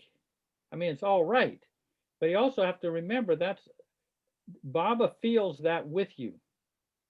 And there's a camaraderie with it. That means that those uncomfortable feelings, it's like the heart, you're on one side of the heart and Baba's on the other. He's experiencing exactly what you're feeling. And to become aware of your feelings at the deepest level is one form of meditating on Baba directly. It's not Baba, up here in the transcendent state. This is Baba in Alan. I mean, what is he in there? Is he in you without feeling anything? He's in there feeling what you are feeling. If you are hurt, he is hurt. If you're feeling hateful, he is feeling hateful. It helps to know that he's feeling that along with you. So, because when you feel you're alone in it, it's harder to control it. But if you know that how you're feeling deep down is how Baba is feeling in you, it it helps for a kind of natural control of those raw emotions and feelings. Yeah, yeah. When you're saying it, I can recognize that in myself. That there's actually, because of this strong, something like hatred, for example, it's like there's shame. There's also shame wrapped around it. Like and because of that, of me not wanting to express that to people or to the world, I try to do whatever I can to reel it back in, and then I feel bad that I'm even experiencing that, and like, I can't believe, like, what kind of person am I to, the story comes in, I think, the inferiority complex. Well, the head comes in. Yeah, the head yeah. comes in and interprets it. Yeah. Wow, you should feel ashamed to be feeling that way. I mean, Baba, Baba, his mother came to Maribad one time. She used to be like, cause Baba hell. And one time Baba said, he said, sometimes I feel like murdering her. I mean, Baba himself says that. Wow. But he doesn't express it. He Yeah. feels it, but he doesn't express it. In other words, to have those very extreme emotions is nothing wrong with it if you can kind of control them naturally, but the mind comes in and adds, well, you shouldn't be feeling hatred for somebody. That's terrible. What kind of loving person are you? What kind of Baba lover are you that you're still feeling hatred? I mean, that's the mind coming in, and then it adds another complication, another layer. They call that, I think it's dukta dukta, pain upon pain. You feel the pain, and then you judge yourself for feeling that pain, and so you got another layer of pain on top of it. I mean, all these things are, when you get them kind of a natural control of these things, your life becomes much more harmonious. Jeff, do you think that does the control come more from the discipline of the mind, or does it come more from like your love for Baba and wanting to please him? Well, that is the best. That's a good question. The second thing you said, wanting to please Baba, that's love being introduced into the whole scene. Love makes it a lot easier. I mean, if you want to please Baba, that means now love is entered into the equation, and that gives you the most natural control of all, wanting to please Baba. But that's a but like I say, sometimes those emotions are so strong that you have to kind of take them at the level that you're capable of. I mean, the more you can bring Baba into it, when you're bringing Baba into it, you're bringing love into the thing, and love dissolves. Anything that love touches gets dissolved. What does the love make the thing catch fire and feel more inflamed and intense too? Does that happen where you're working on this thing and it actually makes it, you feel it way more acutely and way more painfully, and it comes up more? I mean, it seems like that has happened since I've become Baba lover. Love will add intensity to everything. Yeah. You could have been a mild-mannered person before you got into Baba. I was, yeah.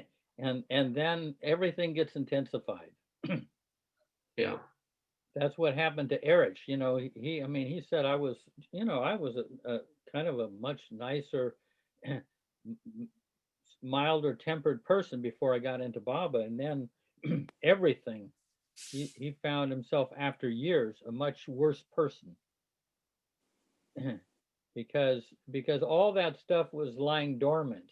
And then Baba's intensity goes in there, and then all these things like jealousy comes up, and anger comes up, and irritation and impatience, all those things that were not really that big a problem before, suddenly become a more of a problem. That's what I found.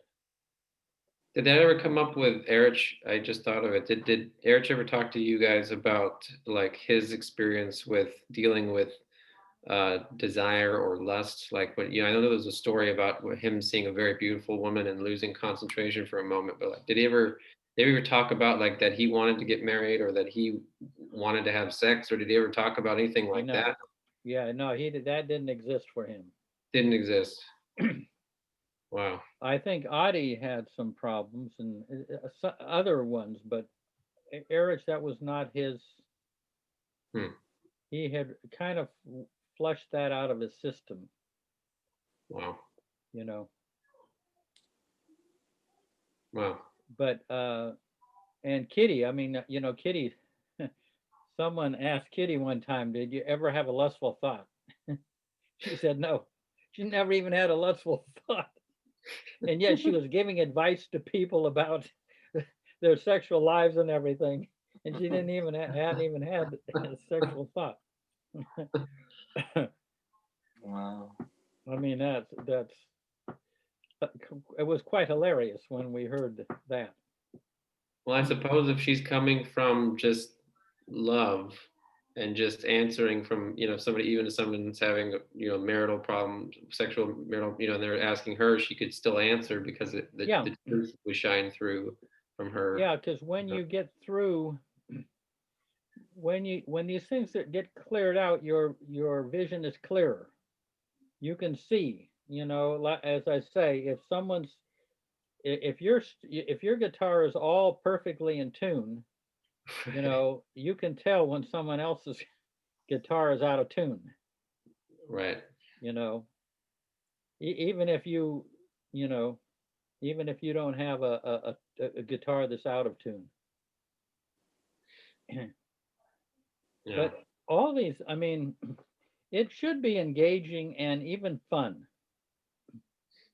to have all of these things brought up in you and have to deal with them because it, you know, it pays off. I mean, you know, Telly, wouldn't you say it pays off all of the hassle of all these years dealing with these things? Eventually it kind of levels out a little bit, right?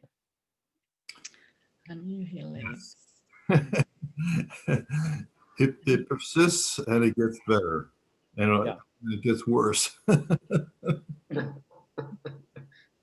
Jeff? Yeah. Can I read something? Yeah, go ahead. Yeah. Okay, I think it's appropriate for our conversation right now. Yeah. Love me and will know me, but I am such a reality that it's extremely difficult to know me.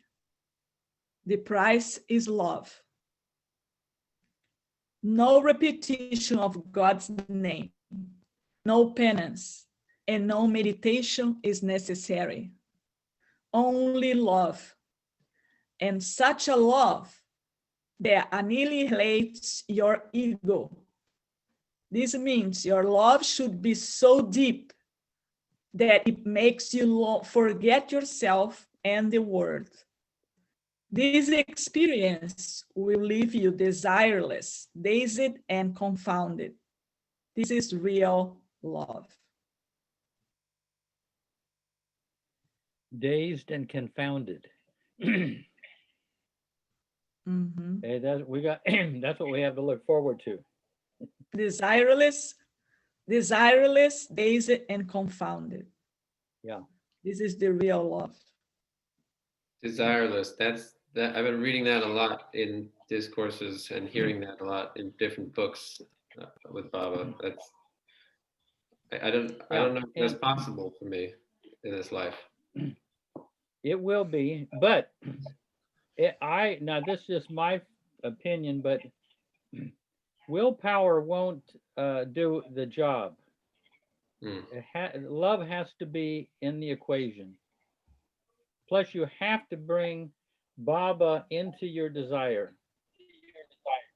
You can't What does that mean, though? When you're involved in desire, even the act. I mean, even Erich has said this. Just bring Baba into it. Bring Baba into it. I remember. I used to think that desire was something kind of non-Baba, un-Baba, and Erich said, I mean, he gestured, desire comes from him. Don't make desire not him.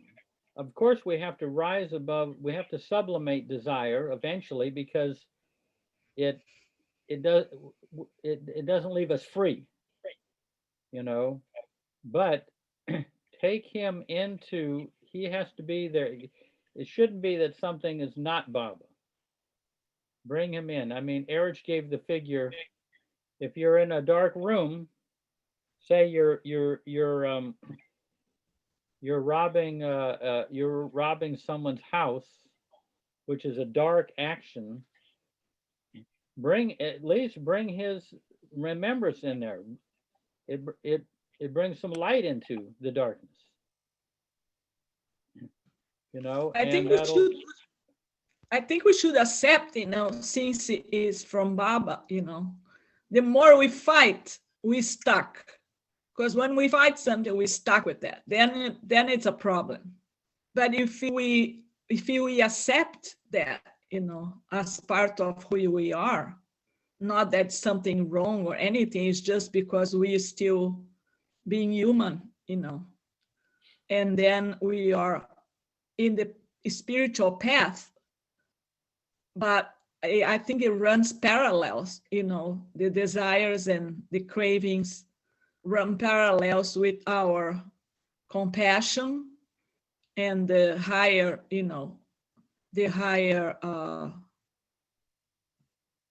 feelings, divine qualities, our divine qualities,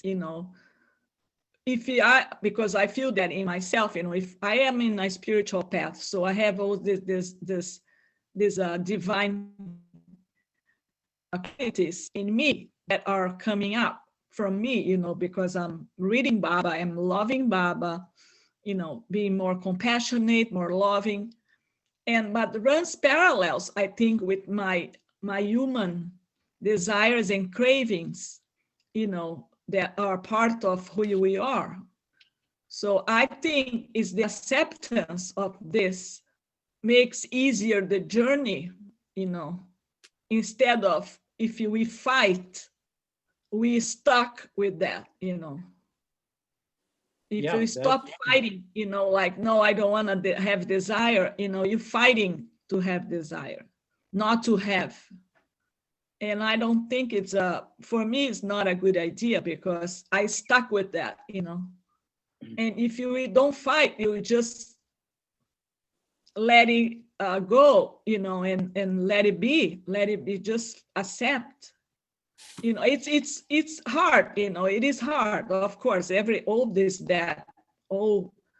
All our goals, as a spiritual beings are hard, We are working on it every single day, every single moment of our lives with Baba's help, But I found that if I don't fight, it's much easier for me to just overcome and,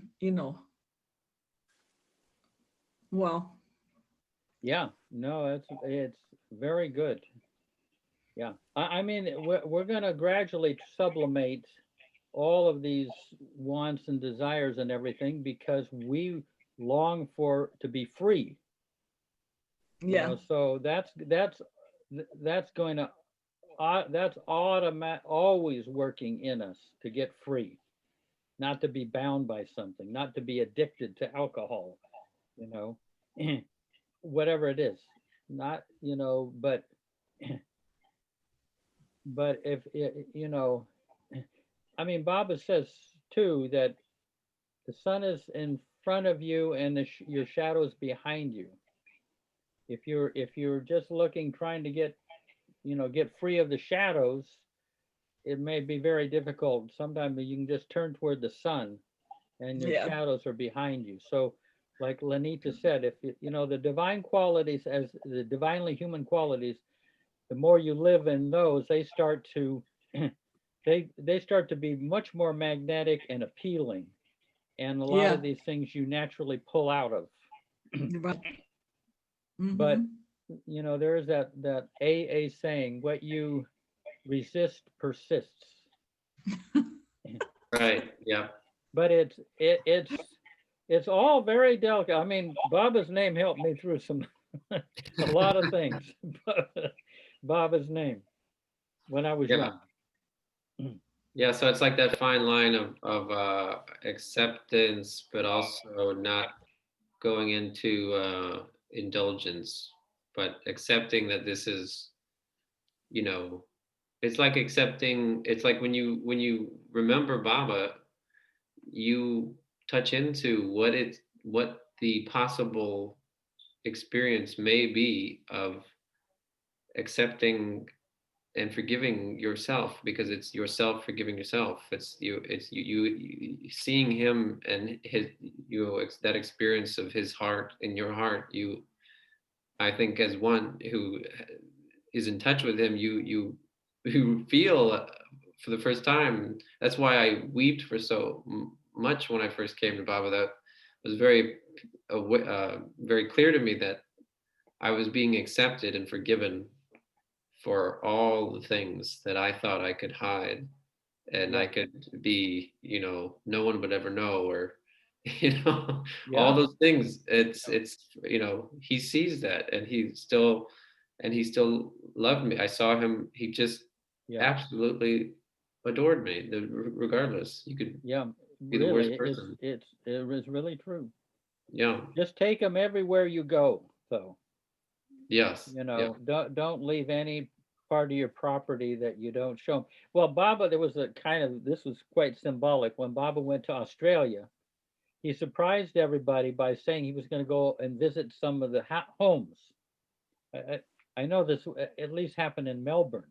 So the people quickly ran home to clean up their house, and they threw a whole lot of stuff in their closets. You know, they just, in order to clean the place up quickly, and so Bob would come into their house, and very soon he would go to that closet, and it would be opened up, and he'd see where they had, hidden all the mess was all thrown in there. Yeah. You know, and that's the way Bob. He wants the closet. He wants the attic and the He opened those closets. So did he open those closets? Yeah, well, they opened it. I mean, you say, what's in there? And they had to open it up.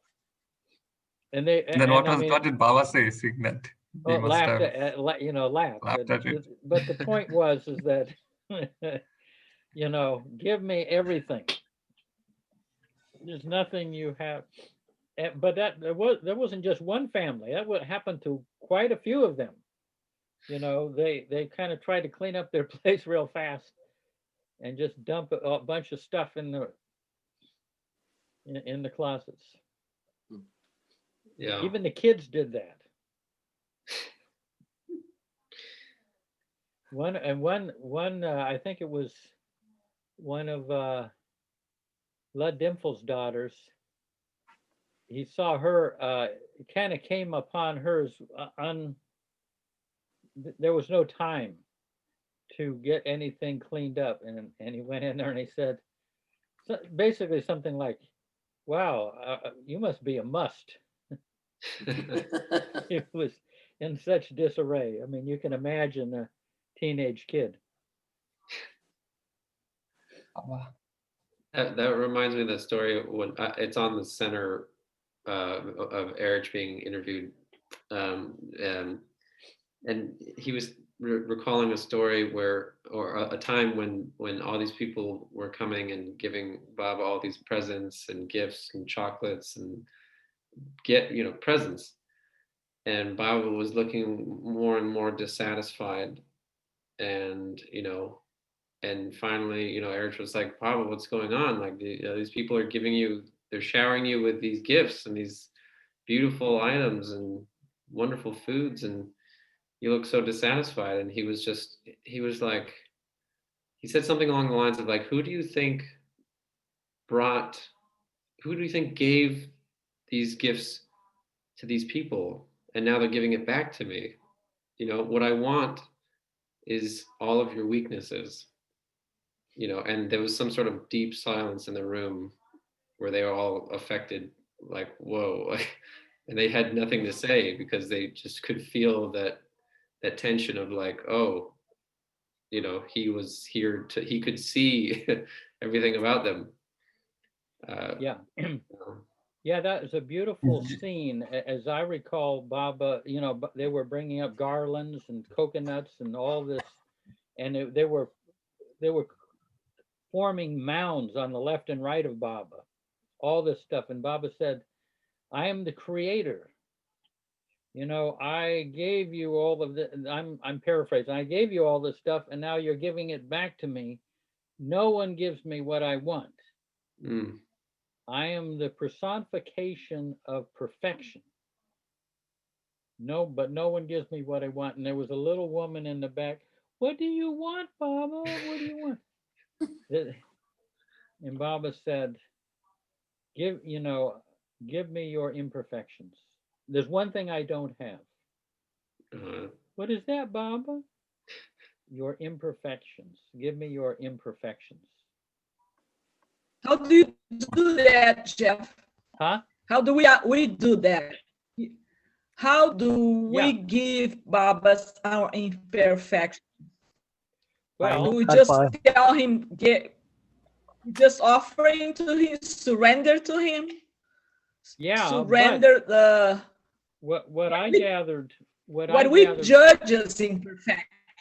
What's that? What we judge as imperfection, how we know is imperfection or not. Well, usually something that distracts you from your focus on Baba. Okay. But this is what I did that I gathered from Darwin early on is feel your jealousy, feel it as deeply as you can. This is what I would do. Not just, oh, Baba, I give you my jealousy. Feel it deeply. Spend some time with the feeling of that. And then I would imagine Baba in front of me, however you want to do it, and feel that going energetically to Baba, that jealousy. Feel that jealousy flowing toward him. And what Darwin said is whatever you give to Baba is gone forever. But there's a layer behind it that looks just like the one you gave him. So it doesn't look like, you gave him anything. But because but go on giving him. But then Darwin said, Baba is impressionless being. Baba's being is impressionless. So any impressions you give of your jealousy, the layer that you give it is dissolved and gone forever. It's deleted. And, like I say, there's one behind it. Give him that. You're not going to be able to do it in one sitting. They're layer upon layer upon layer. But here's the thing that Darwin said. That's when you give things to Baba, you give your jealousy to Baba, and that layer is gone, or a few layers you give to him. That's one part of it. But he said the most important thing is as you give these things to Baba and they're deleted, it makes more room for Baba to live in you. You're creating inner space. You're emptying out your warehouse. You're emptying out the warehouse of your heart. And after a while, you'll have enough space so that you can actually feel Baba with you, living in you, right with you. Because there's space for him. So, I mean, if I'm feeling something, I get hurt or something like that, I take that, feel as deeply as I can, and feel it going energetically to Baba, and he receives it. It's not like it's got to be packaged in a certain way, or you got to put Mayor Baba's name on it. He knows the whole thing, and it's gone. That's gone forever. But that one layer is gone forever. That image that I gave, that metaphor that Baba gave me of the dinner plates, spring-loaded dinner plates. That's a great story. Yeah. Jeff, I have a question on a different line. So we have this famous Baba quote saying that I've come not to teach, but to awaken. Okay. In that, Baba says that, I know in the glimpses, there's a, like Balnath has explained what Baba said about that, is that awaken himself in us, that awaken the Baba in us, that we are part of him and we are one with him. So when he says, I've come not to teach, but to awaken, is that awakening all at once, where once the soul realizes it's part of that Paramatma and part of Baba as one, or is it like slow awakenings, like when we work on ourselves slowly, remembering more and loving more, there's a slow awakening? Or is this awakening just at once, boom, and that's very slow and gradual? In fact, Erich used to say it was very, very, very, very gradual. 4 varies. In other words, you're emptying out the warehouse of all these things, all the jealousy in you, all the anger in your heart, all of the the fear in your heart. You can't do it overnight. It's a very gradual awakening. So suppose think here is a man who realizes himself, like he's got God realized, or he's taken Baba's name at the end of his during his last breath, and is that also comes as awakening? Means in that moment, like it's his end of duality, and he's one with Baba. So is that the awakening, or like slow and slow and slow, like you realize yourself as everything is one and all that, like the inner working that happens, and you clean up the layers and layers slowly and slowly. So I mean, both come as awakenings. So I was just a bit confused there. Yeah, I'm not exactly clear, but I think some people just want out, and they may get liberation and they're out of here, but they didn't stick around to help the rest of us. You know what I mean? They kind of just they got a free ticket out. But what I gathered from the Mandali is you want to be able to to do it gradually so that you can be of help to other people. And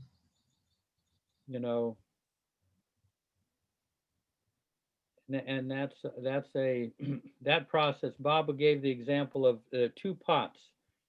You bring 2 encrusted pots. You know that from God Speaks. Yes.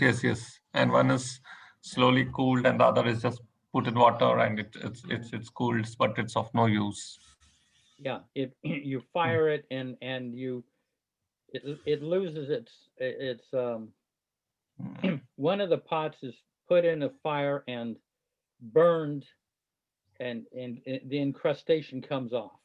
But in the process, the pot it loses its its temper, and is very fragile. And then the other is a very slow process over 40 days.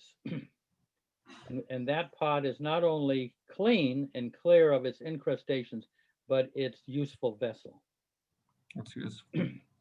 So that's what Baba is doing. I mean, I guess if somebody wants out, just throw their pot in a fire for 3 days and they're out of here. That's an option. That doesn't appeal to me.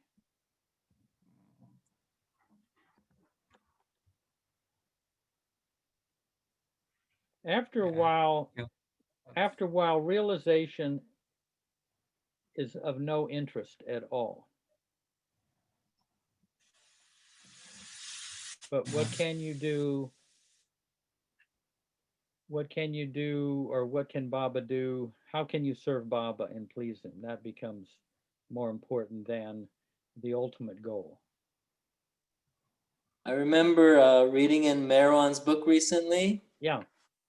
Francis saying something to Marwan like, "This avatar is killing me with his infinite patience," or something like that. Yeah.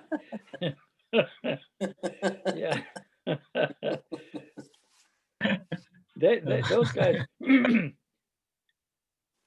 Francis has some very great insights of what it's like to be around the avatar, the man.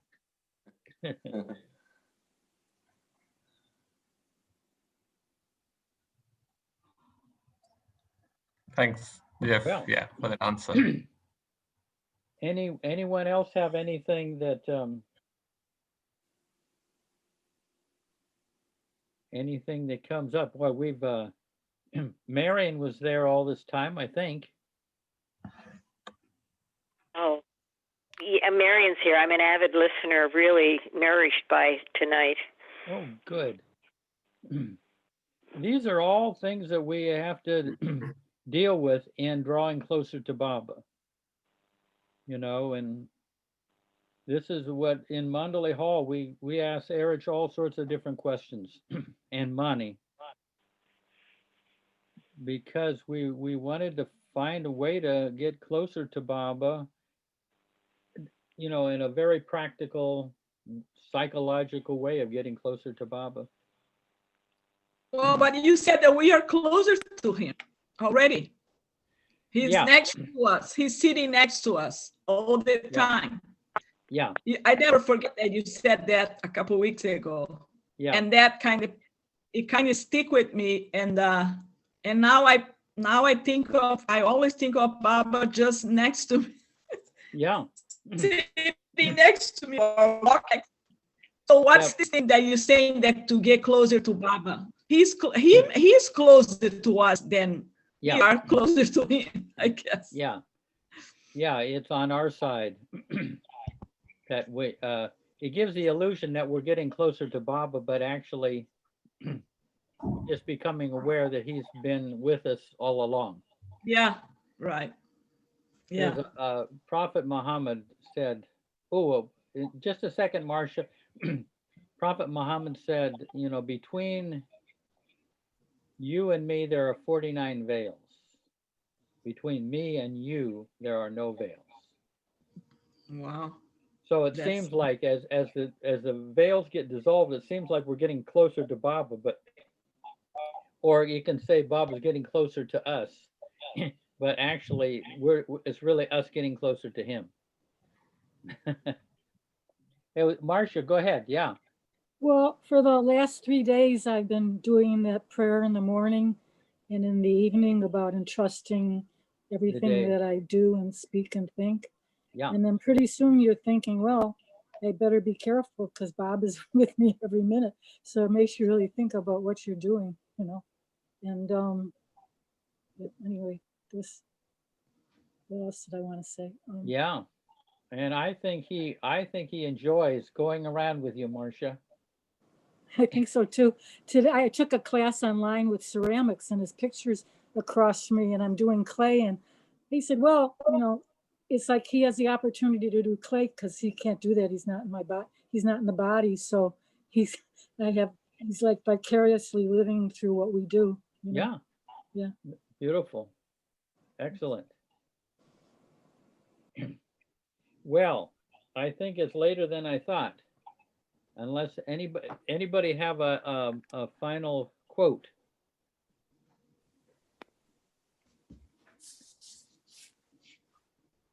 Well, I had something that came to mind today that I felt like I hope it can help somebody out there in the recording land or here or anywhere in the future. But it came to me as I was sitting there, and I particularly felt that I was feeling kind of down on myself, and that, I just feel like some of the things I've been thinking or acting, it just, I don't, in some way, the thought came over like, well, I don't deserve to really connect with Baba or have Baba's presence in my heart right now. I'm not a good person. That's the background thought that was there. Yeah. And what happened was that it was as if Baba just kind of snapped his finger and he said, it doesn't matter what you do or where you are or who you think you are, the past is frozen and the future is also, it has nothing, you have nothing to do with it. You have nothing, worry is not going to help you figure it out either. But you can be with me here right now in the midst of anything, anywhere, anytime. I'm here.